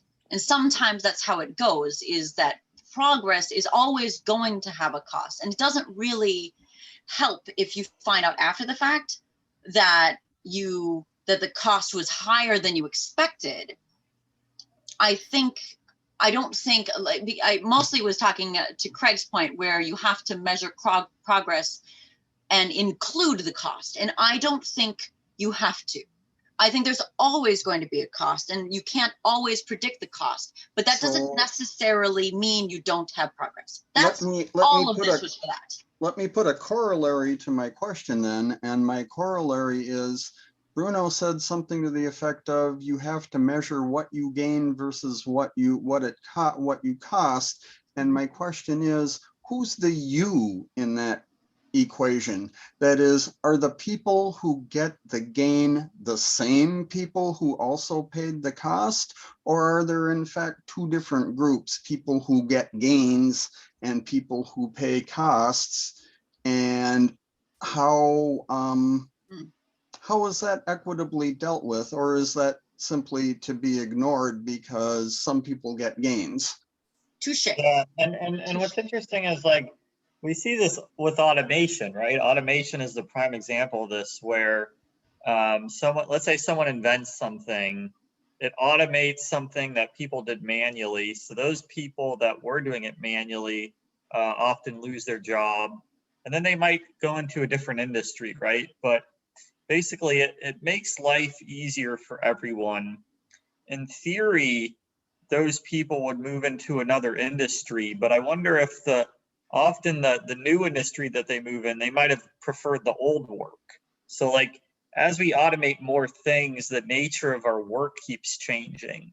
And I wonder, is the nature of our work going in the direction that we like, or did we like kind of being farmers or whatever? Well, I mean, being farmers was often very, very rough, but I guess we don't know necessarily that the new jobs we're moving into, we prefer over the older ones. So yeah, that's just something I think of. I think usually we do, but not Yeah. always.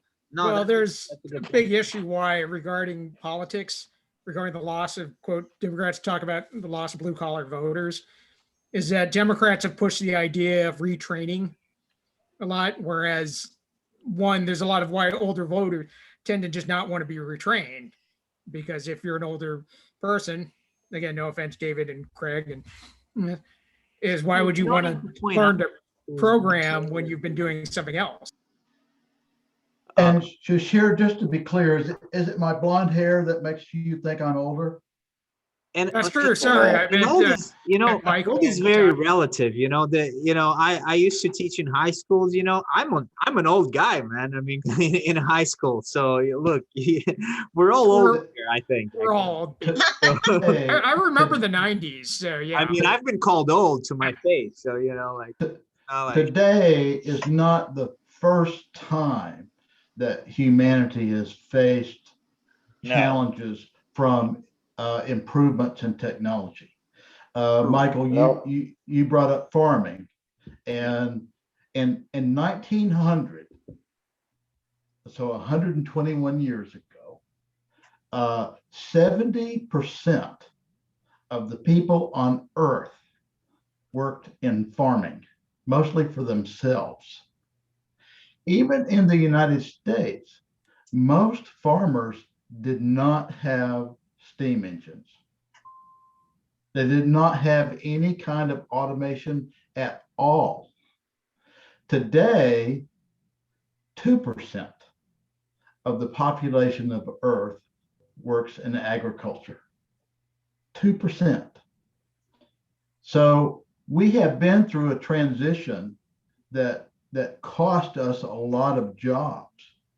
And I do not know anybody that would go back to 1900.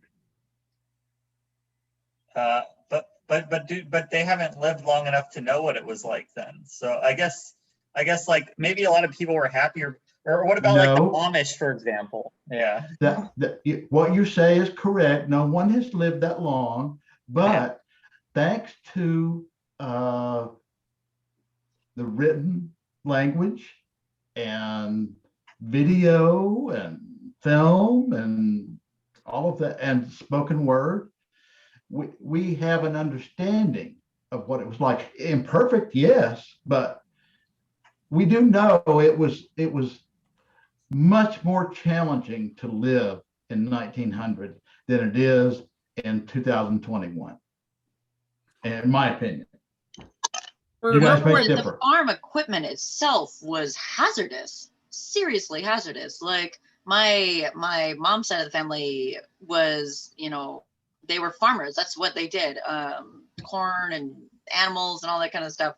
And Yeah. they definitely embraced technological advances. And my grandma lived to like 90 years old. Like, they wouldn't embrace it if it didn't like work better and ensure longer longevity and safety and like the potential to not lose fingers and arms and and get infected with feces and all that kind of shit like that.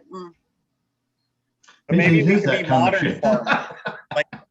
Like what if we could be modern farmers, right? Like do we have to be modern? Like what if 70% of people today were farmers, but they use more modern equipment? Yeah. There would I be think too we much need to be food. postmodern farmers. yeah, I know some farmers and they're very happy.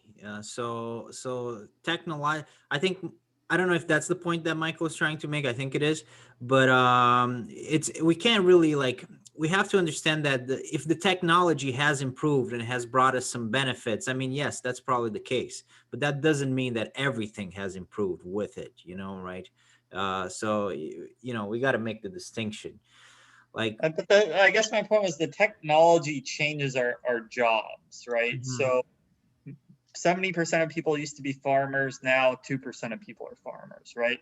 So the nature of our work changed. So maybe our work now is less hazardous than being a farmer. even right? if you're It, ma- it, farmer, ma- even it, if it you're a makes farmer life now. it makes life easier, but the question is easier life better? Exactly. That's actually what I was Safe. thinking. That's actually what I was Safe. thinking. Okay, we're talking about safety, getting out without huge Right. disfigurement. Like that's not just easy. Okay, that's having a life where you can still work with all of your limbs.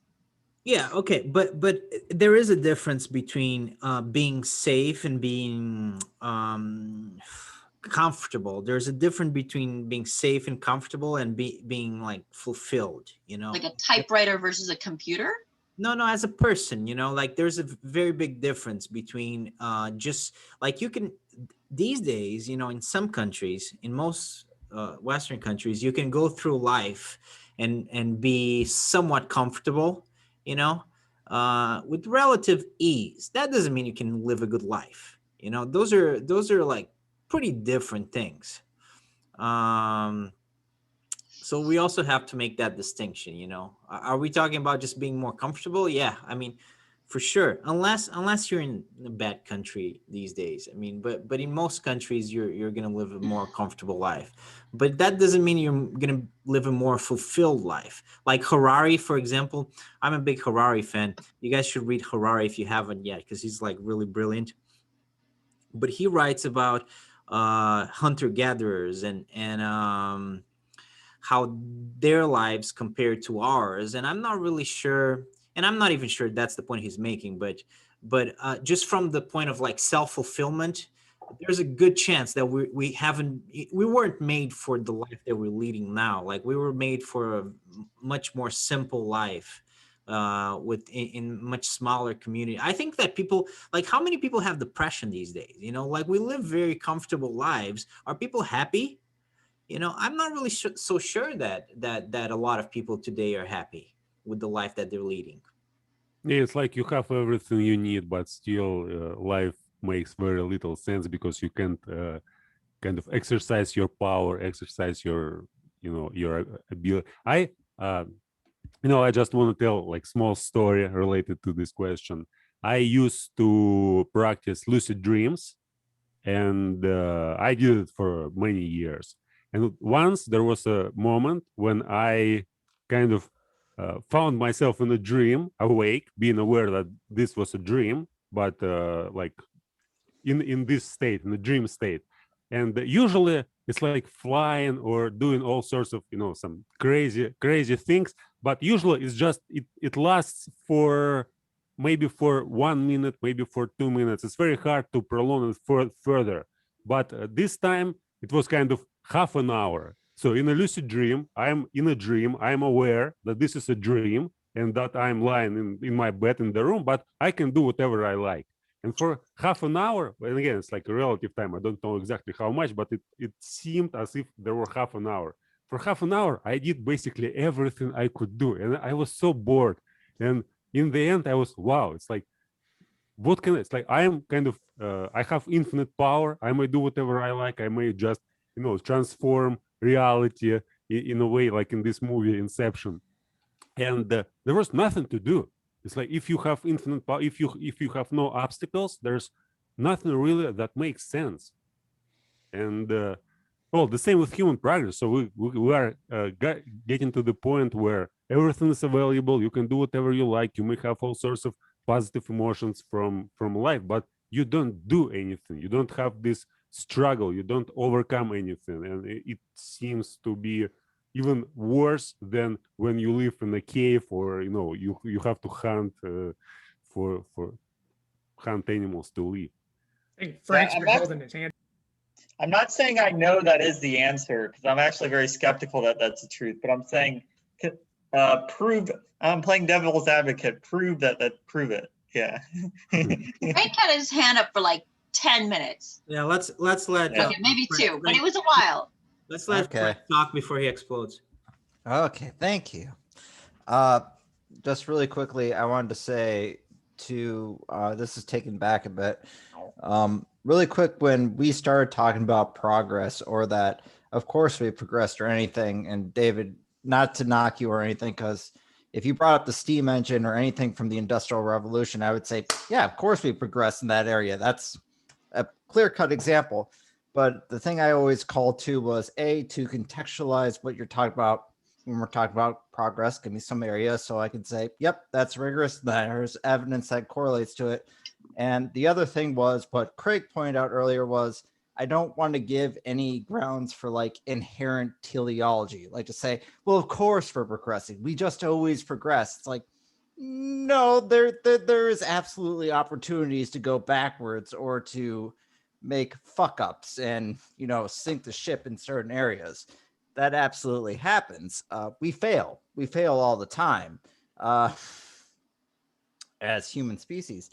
And I just don't want us to regress into Leibniz optimism or, a manifest truth kind of problem. And I'm not even remotely suggesting that. okay, that was the whole reason that I did the ha when that began, because it was. And I'm curious. I don't understand how you interpreted that from what I said. Oh, mainly because when you brought up what was it? Was it Pinker? Who was it? Or somebody? Steven Pinker. Yeah, it was Pinker. That every day there's 100,000 people who are saved or climbed out of poverty, is what you said.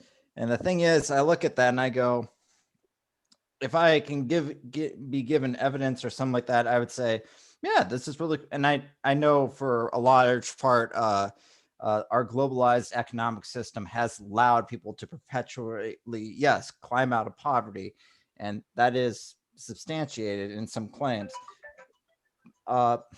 The thing, though, that I just don't want that to come out is someone go like, see, there's progress here, so disregard all this other failure stuff, or contextualize it to one area and then goes. I'm not even remotely suggesting that. Okay. And I don't know what I said that gave you that impression. It's not you, David. I deal with people who take. I don't know whose mind you're reading, but it's not mine.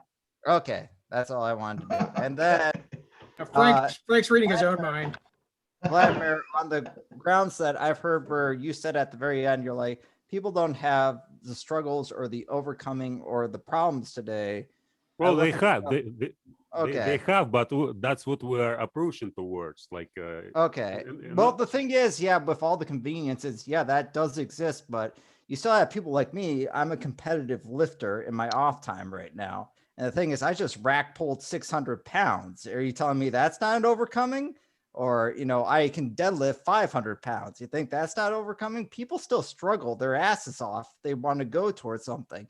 We got Michael beneath me doing the mathematics in his free time and struggling. We got Craig over here, in his free time doing his, his damnedest to metaphysics to science. And I don't know how he's going to do it.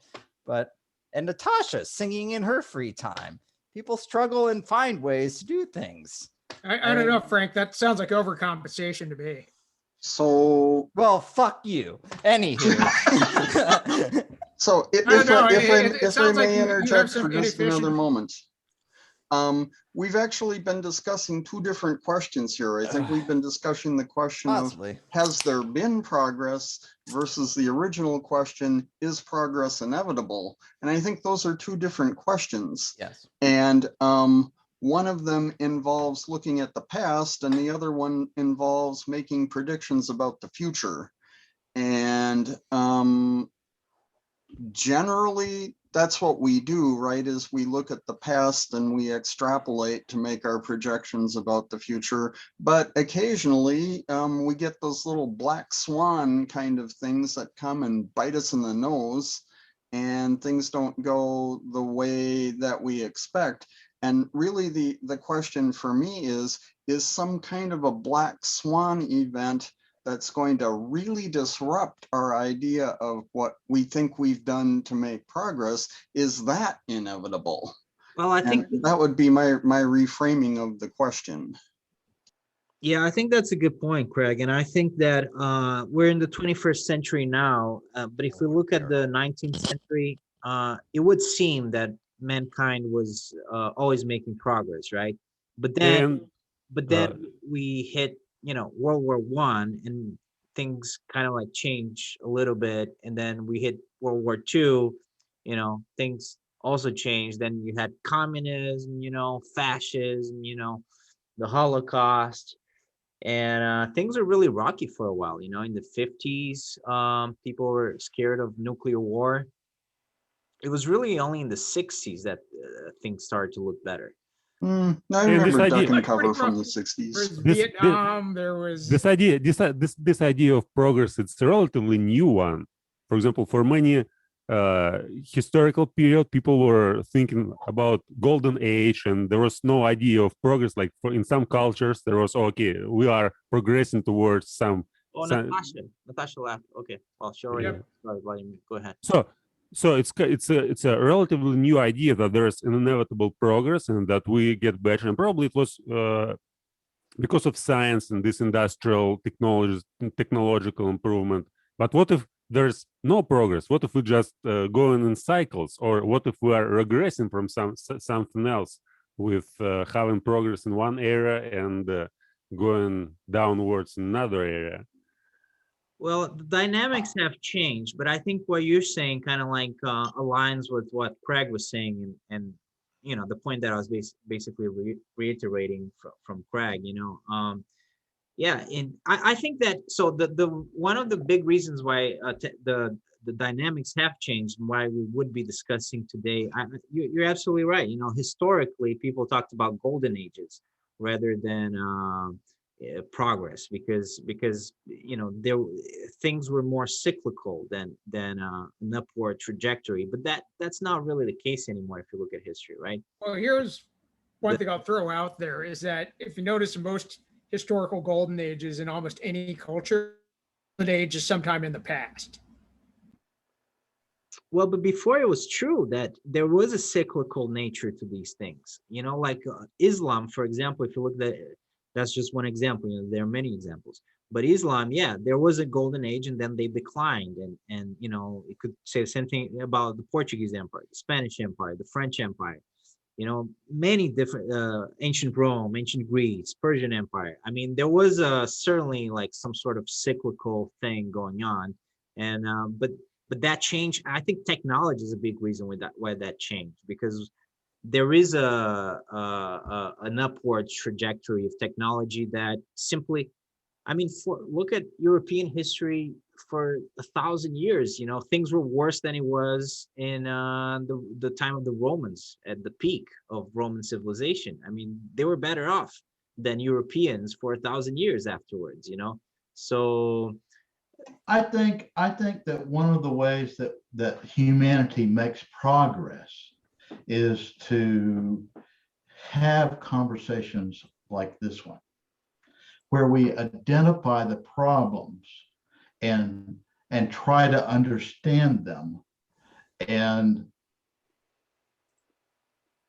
because when you guys leave here, you talk to other people during the week, and not so much anymore. well, not lately. Lovely. But I before, yes, it used to. I am overwhelmingly positive about humanity. Yes, we have challenges. The climate is we have to examine that very closely. We have to understand what impact we have on it and make changes. it's not that we don't have challenges. It's not that everything's perfect. But what I'm trying to convey is that one of the reasons that I think that humanity has made progress is because we discuss things like this and we try to find solutions. And I know that no one in this meeting here is making policy, but you have discussions with other people. And if the assessment of this conversation is in your quiver, then that's going to make a difference, in my opinion. Well, if I can tie this back to what I bring up about the fall of civilizations, is that a lot of times if you do a post-mortem on civilizations, you can start seeing where they're actually starting collapse at what, for someone living at the time, they would actually consider the height of the civilization. Well, Well, I kind of that's wonder natural, right? Because if you're at the very top, you can't stay at the top usually for very long. It's like an athlete.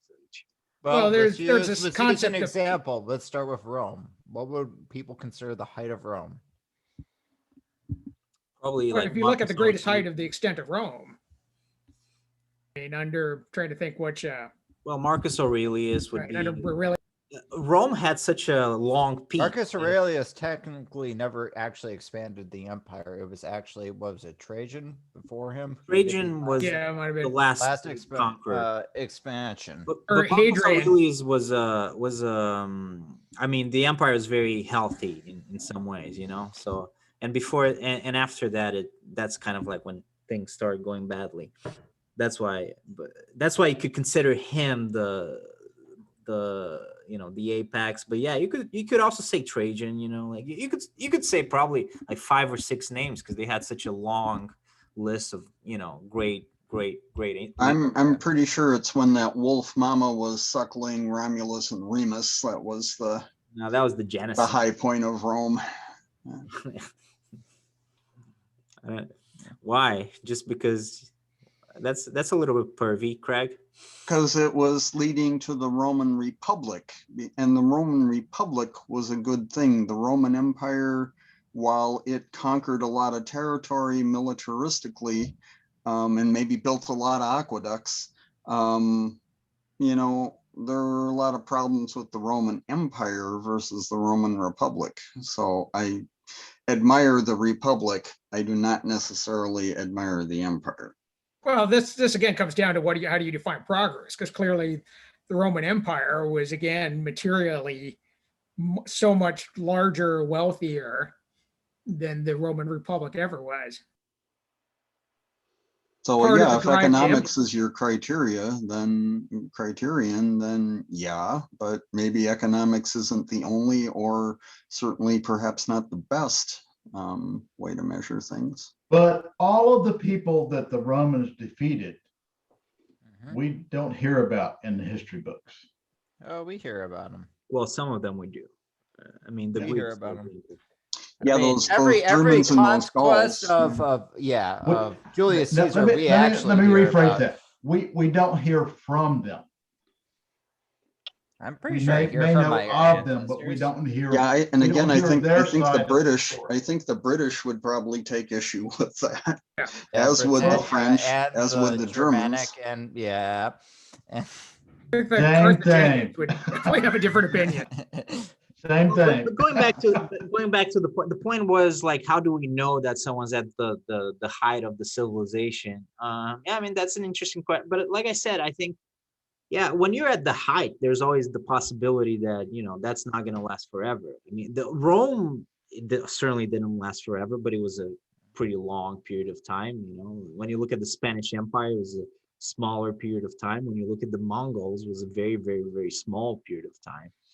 So I would almost elevate that from not going to last forever to almost a law of nature saying, yes, you will fall eventually.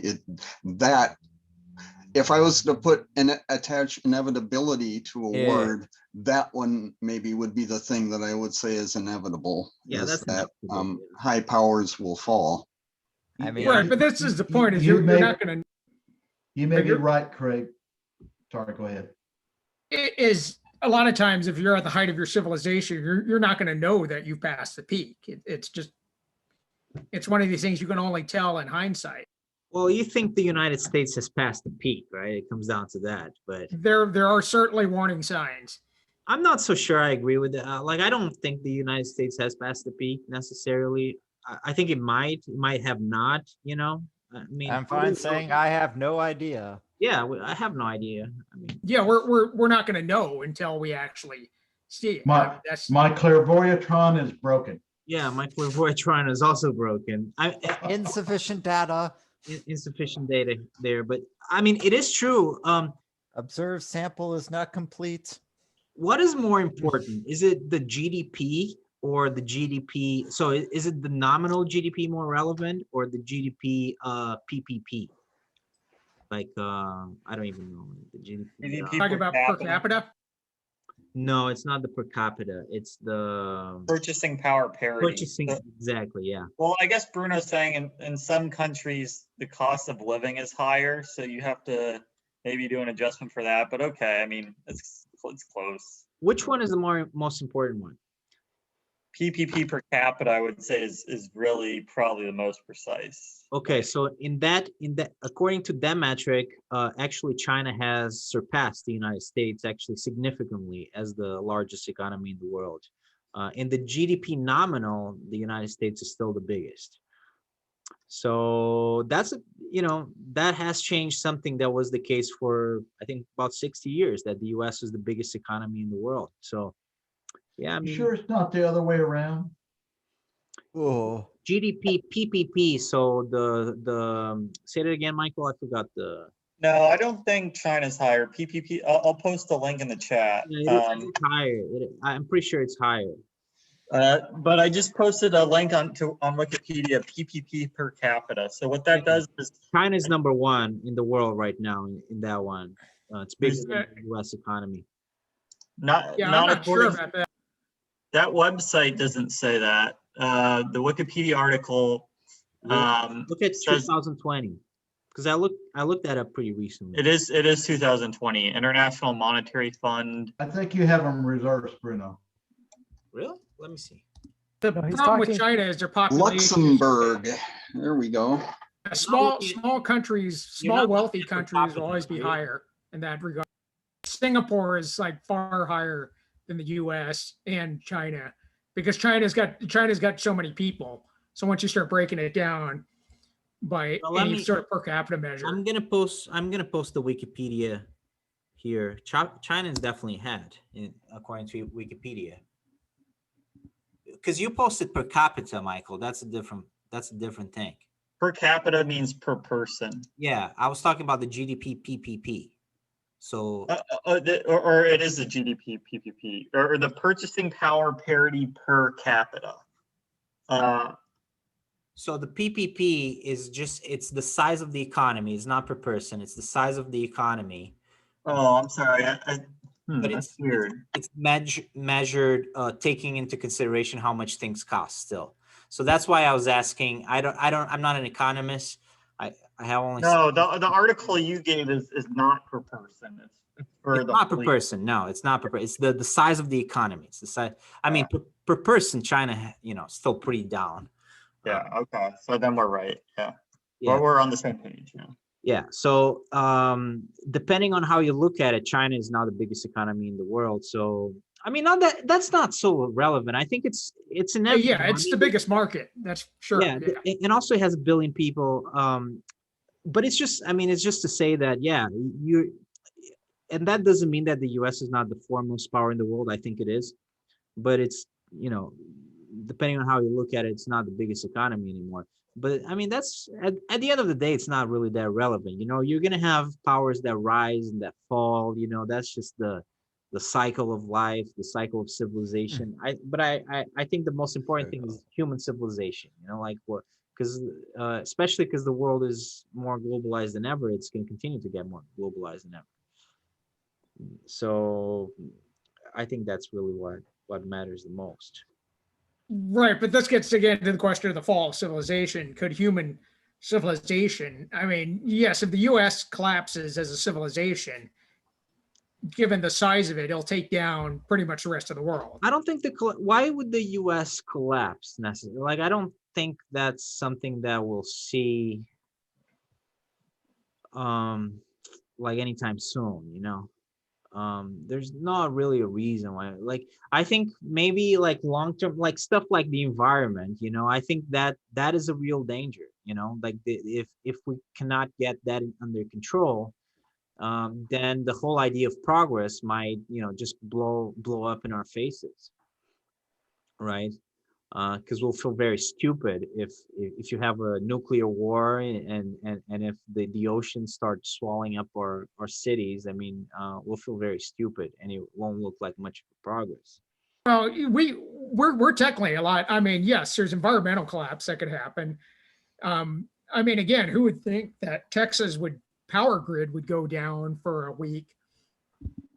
I mean, there's also, if you look at that, there's political instability. I mean, again, the election, if it was closer, it very easily could have been overturned. It actually wouldn't have been that difficult.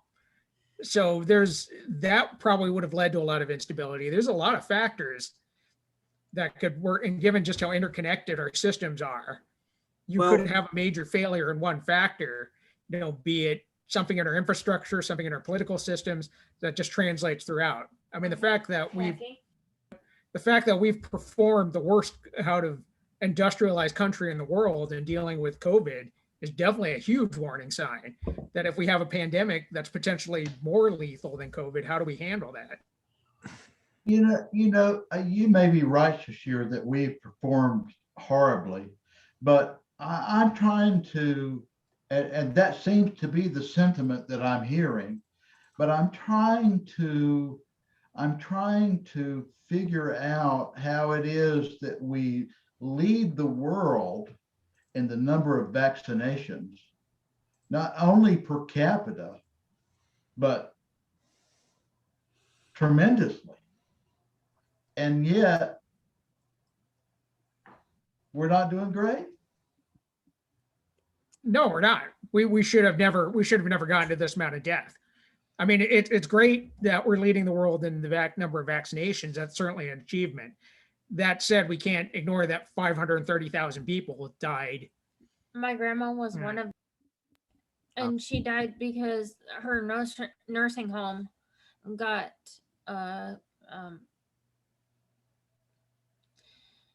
Yeah, I'm sorry so much about that. pest control infested. They had a thing, and it started with some of the people who worked there, and of course they put them on leave right away. But I understand that. I'm just wondering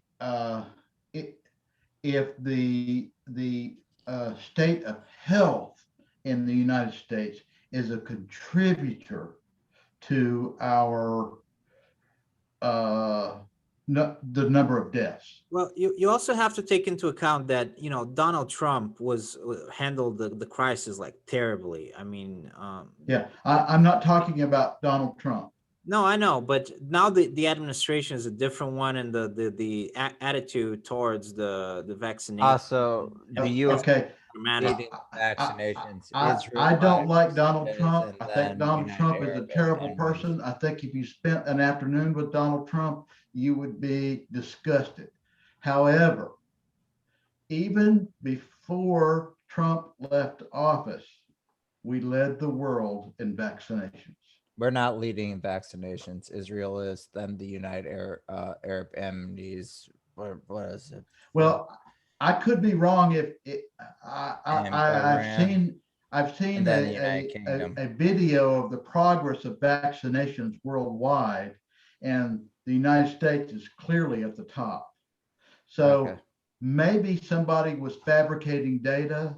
I'll post a link in the website and on the Facebook thing. But things were not going so well. But now they seem to be going a lot better. I mean, but that's a good no question. Things were not going well. I'm just saying they were not going as bad as we were being told. I mean, that's a matter of. I mean, yeah, there's a lot of dead people who would probably object to that statement if they could. Agreed. But I totally agree. There are dead people would object to that statement. However, can that be attributed solely to how we've handled it and not have any regard for the state of health in the United States? So Huh? here's let me run this by you, David. I gotta take What it, I David. think this whole thing is related to the other great systemic problem that the United States is facing, and that is our entire infrastructure for damn near everything. And that's actually where I point the finger to this. And this isn't a problem that No happened in the question. last 4 years, No, right? This no, has been no, brewing for no 40 question. years or more. That is a problem. However, when you look at the impact of obesity and diabetes and pre-existing conditions on susceptibility to COVID illness, hospitalization, and death,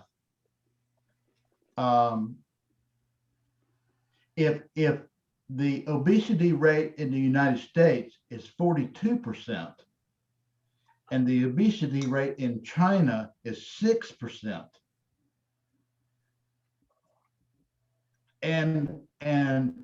we know that people who suffer from obesity are more likely, not always, but more likely Higher to be morbidity. hospitalized and to die.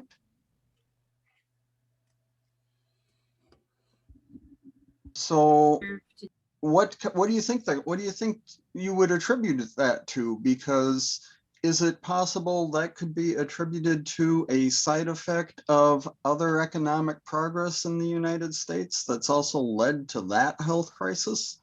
It could be. Maybe it is. So again, Could there's be. another cost that we're looking at. That's true.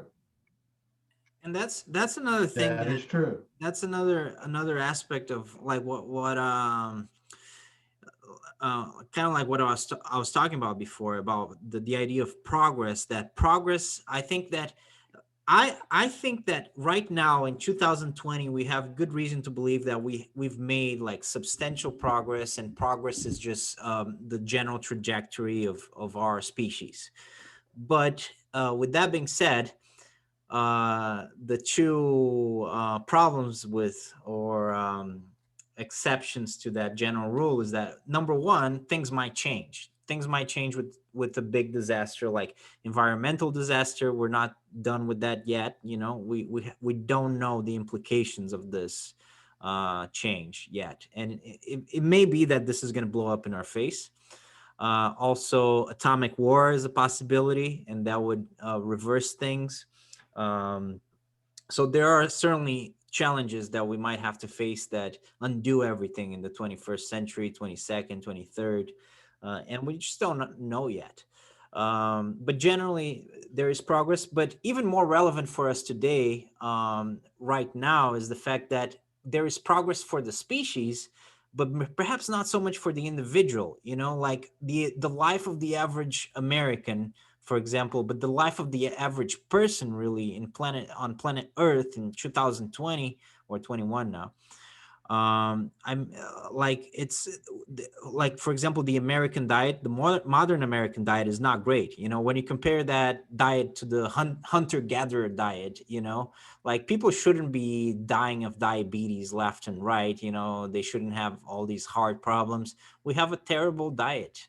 And then people don't walk, you know, people drive everywhere, you know, they do no exercise. We're doing stuff that our bodies are not designed to do. We're living in a way that we're not designed to live, and we do no exercise. So also we don't get the hormones in our mind that we need to think straight, to have the right emotions. I mean, now with the pandemic more than ever, but we live very sedentary lives, you know, and I think it's not good for us as individuals. Not to speak of I agree with Vladimir, you know, we lack challenges, you know. I feel like there's a big difference, you know, like when you go outside and you work the land, or, you know, you spend some time outside, I feel like the mind processes things in a very different way, and you're a lot more grounded. You live the present.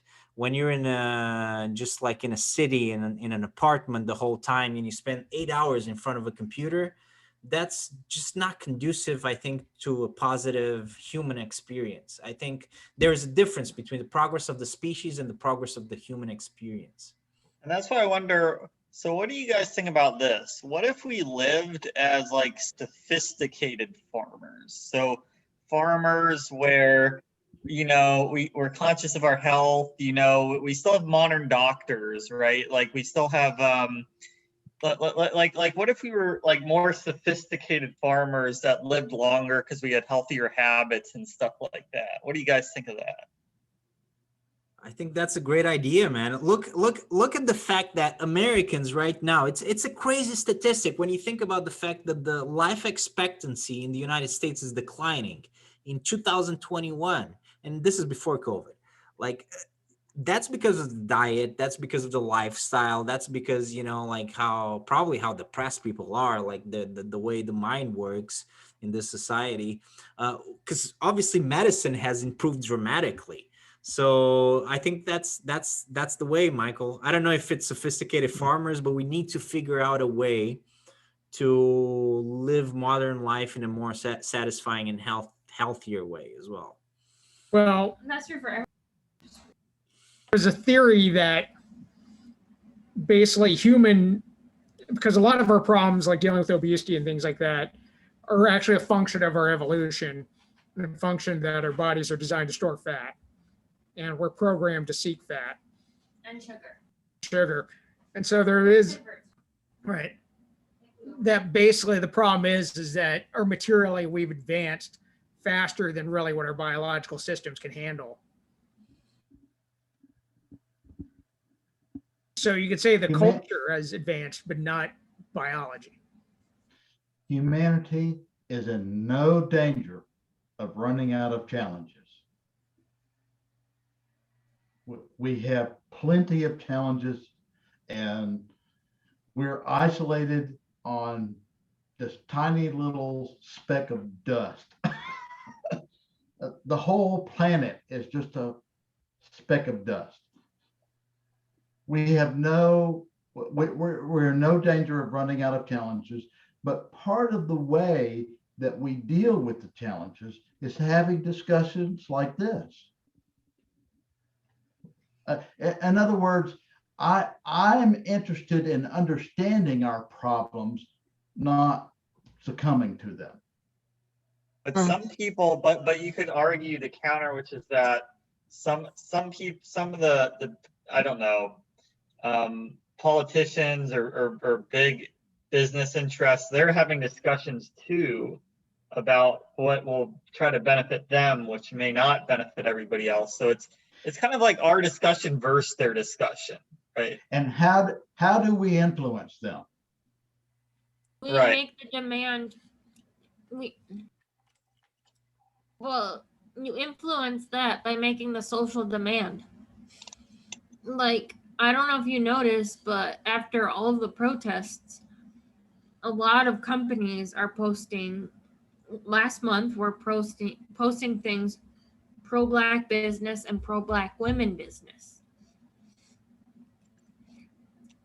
It's becoming more and more socially acceptable to be LGBTQ or a person of color. And if we can, like, whether or not these businesses are pandering because it'll help them, Very or likely. they care, it pushes a positive message. I guess I don't know what y'all mean by progress, but I consider progress where, actually all lives matter. How about the idea of progress on a philosophical scale? Like, does reality progress somewhere? And what all this whole thing about, like the whole world?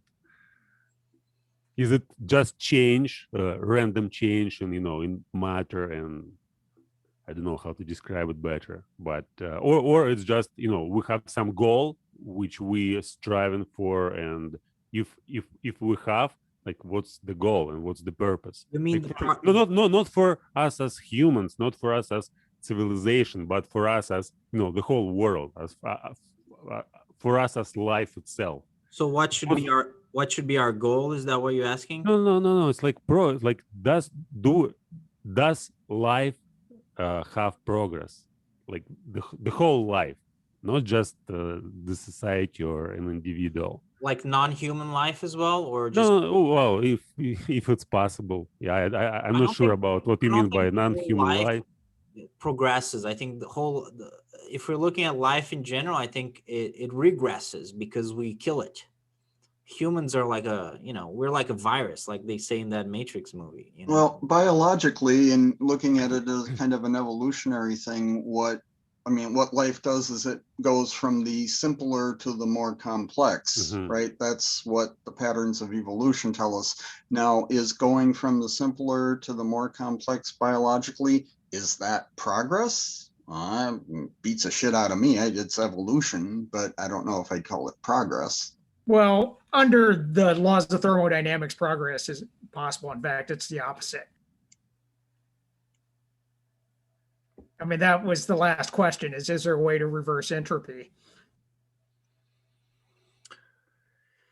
But it's so hard to talk about life in general. I really do think if we're talking about planet Earth, I mean, it's not doing well. You know, it's a very sick planet right now, and that's because of us. So I fail to see how that's progress. But I mean, if we're talking about millions of years, maybe. Yeah, on a cosmic level, like David said about, like, we are just a peck of dust, and like the whole universe, what's going on here? Like, do we have real progress, or is just, you know, at the end of the day, we're pretty insignificant. I mean, who cares, you know? Like, if we look at it from the perspective of the universe, does the universe really care what happens to planet Earth? It's one planet out of a trillion. The last time I checked, we're part of that universe. So yeah, I think I care because Like, I care, I'm but part of that universe. I'm nothing, you know, like as an individual, I'm no. But where is this universe? Like, if you're saying, like, I'm nothing, but the universe, like, it seems that your subjective experience of the universe is the only thing you have, and, like, yeah. you might say, you are in the universe, but in the same way, the universe, like, it's all in your consciousness, in your mind. Yeah, universe. For my universe, I care very much. Yeah. Frankly, if we could talk about Leibniz's ideal, best of all possible worlds. Yeah. Have you read Candide and Optimism by Voltaire? See, sure. Have you read Candide? No. Sorry? Have you read Candide? It's like Voltaire's critique of Leibniz. This Leibniz. Yeah, I've got to admit, I've not read Candide, so. Yeah, that's an amazing. That's an amazing book. I mean, like, when I was reading it, it was so fascinating. Like, in terms of this critique of the best possible world, there was his teacher Pangloss, and Candide actually, like, he had troubles, like huge troubles all the time, and he always, like, was optimistic and saying, "Oh, that's all. It's not a problem. I don't care. I may just, you know, endure it and go further." And like Pangloss, it was kind of Voltaire tried to mock Leibniz by this character Pangloss, and it was a teacher of Candide, and Candide always referred to Pangloss, saying that Pangloss couldn't make a mistake. We live in the best world. Like, whatever happens, it's for the best. And every time he stumbled upon, like, more terrible situation. And yeah, it was funny book, by the way. Yeah, I'll check it out. Yeah, it's definitely. I actually had this idea in mind to suggest some kind of meetings, like new meetings once a month, or maybe even, you know, once or 2 months, to take some books, philosophical books, just to read it and probably discuss just one book for a couple of hours. Yeah, we used to do that, actually. We did that for maybe 3 or 4 books. It's a good idea. Yeah. Well, we'll talk about it. Uh-huh. Yeah, but it's we kind of stopped doing that, but but it was good because that was a good incentive to actually read the books. So Hey, it's like it's like when you read alone, it's not as good when few Yeah. people read, and then you may discuss it and get through the book with just Yeah. to understand it better. And I suggest basically philosophical books. Yeah. Some not Harry Potter. yeah, some. So I just gotta say, hey, Sashir, you're really rocking the Toshiro Mifune there. I am. Yes. Yes. Yeah. I've been working on that. That's been getting. Where? Oh, I've got a few different looks. Yeah. I've got 70s rock star too. My friend Jeff is jealous of my hair. Jealous. Yeah. I've just got violet hair. Sorry. Boring. Sorry, I was distracted because we were talking about giving my cat the Heimlich maneuver. I think she might be coughing a hairball. And I'm scared. No, I'm Yeah. All right. Let's head into maybe the final thoughts of the night. And for Vladimir, the middle of the morning or the middle of the night, actually. Yeah. It's almost morning. In Almost half an morning, hour. I'm not Yeah, sure. in half an hour it's gonna be like sunrise. Ah. good That's hardcore. thoughts. Final for thoughts. I'm actually my Listening to me. my final thought is that like as a maybe the height of human intelligence was people like Voltaire, Vladimir. That was as an individual, I think the Enlightenment was probably as high as we have achieved as an environment for the individual to fly intellectually, to evolve as a person. I'm not sure like we can get there. I mean, individually we can get there for sure. There are brilliant individuals, but On the like whole scale of society. yeah, like society as a whole, in terms of intellectuals, like an environment for thinking. I think it's hard now. I think the one thing that we have good now is like our ability to connect right now, like what we're doing right now. Connect like people from different places, different countries, and talk and listen to people connecting, when you watch YouTube and all that. But it's challenging. The 21st century is challenging with so much distraction, media, now social media. There's a lot of things that make people really dumb right now. So it's really difficult for people to think in elevated ways, like in the Enlightenment, for example. That's my take. I'm done for the night. Now I'll just listen to you guys for a while. I like it. I agree with what Bruno said, and also, I think we could put more thought into how we use technology versus more technology. Like, what if a lot of the effort we put into making newer technology, we put it into thinking about how we're using that technology, and I know that's like more of a subjective thing, rather. But yeah, so I think we could benefit from that. I agree 100%. I think there's a field of engineering or something about that right now, but I'm blanking on the name. I don't know if Craig, if you remember. Well, I mean, I'm involved with like AI ethics governance and things like that, but I don't think that's what you're driving at though, is it? No, I've heard about this, about any new technology. There is kind of a field of looking at what are the potential effects of that. And right now, I can't remember the name of. No, but Yeah, if you can think of it, yeah, just post it on the Facebook chat or whatever. Yeah. Yeah, because Michael, it's like in terms of like our ability to create technology and develop science is like at Einstein level, as a species right now. We're like Einstein level, but our ability to actually use those things is more like the chimpanzee, So Yeah. there's a huge disparity. Well, because it's a harder question to figure out how the technology is going to impact the society than it is to create creating the new technology is easier than figuring out what the impact is. So usually, often we'll just introduce it, see what problems it causes, and then try to react afterwards. But yeah, I wonder. Yeah, ends are always harder than means. There's no doubt about that. And Yeah.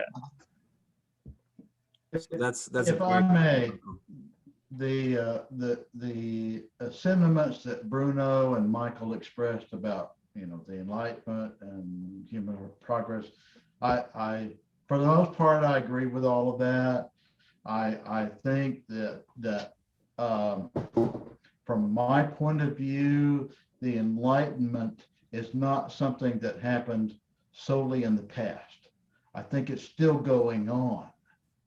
And we are part of that. And scientists of today are part of that. And politicians of today are part of that. And, progress is not one smooth incline up. It's a roller coaster. But in general, it goes up, in my opinion. And if I could suggest a book, maybe Vladimir, this would be a good book for this quasi book club or whatever it is we're talking about. Let's do it. Is a book called Enlightenment Now. And it is about human progress since the 15th or 16th centuries. So That's by Pinker, right? Steven Pinker. yeah, it is. That sounds like a good suggestion. Let's do it. We can make it like a sort of book club. Yeah. Is it available on this? I mean, it's free or you need to buy it? I mean, the book. I I have don't some. know. I don't know if it's free. Is it in free access on the internet? Just pirate it if you can't find it. I'm sure we can find a way to pirate it if we can. LibGen will almost certainly have it. Although if we're going to discuss that book, by God, I'm going to collect a bunch of the critiques of Pinker and that book, and I'm going to start posting those as well. I think Because you should. there's I think you there's should. a lot of people who have found a lot of flaws in his reasoning Yeah. in there, and we Now, need to, did they if find we're flaws? going to be intellectually honest about being philosophers, we got to look at Absolutely. that too. Absolutely. I think in the Absolutely. US we can Now- probably get it on Amazon as well. I think Yeah. it's very Now, feasible. Craig, are you under the impression that they found that the critiques of his book found difficulty with the statistics? Just about every part of it has been critiqued by one another, including, the misrepresentation of data within it. So, yeah, Okay, well, I'll be interested to see that. okay. And I'm sure Amazon is in Russia, isn't it? I don't know. Yeah, we have it, but Yeah. I was just curious whether or not it's available for free. But anyway, yeah, I'll There's stuff probably. like, what's the name of that thing that they have all the books? Project Gutenberg? Is that it? It won't be in Right. Gutenberg. It's too recent, but it will be on LibGen for those who like to not have to pay for large amounts of books. LibGen? Yep, LIBGEN, and it's actually, I believe, based in Russia and possibly in Israel as well. And it's a piracy site. So, but you can find textbook, you can find damn near everything there. We can figure out, between all of us, we can figure out how to get this book. I'm sure. Yeah. Okay. Oh, this is another topic, but maybe for a future day, because I've been having a debate with some people, another forum about intellectual property, Yeah. whether it should exist or not. We can talk about it next week. I think. Yeah. Now we've been at it. We've been doing it. For a while, so, Yeah, it's bedtime. Yeah. Yeah. Well, okay. Anything else, guys? Good for me. But thank you Yep. for the beautiful Maybe- discussion, guys. Thank you for watching, and subscribe if someone's watching this and hasn't subscribed. Thank you, and subscribe to us. And thank you so much for coming, guys. This was a fun discussion. Okay. Fun. Yeah, All right, thank good you. night,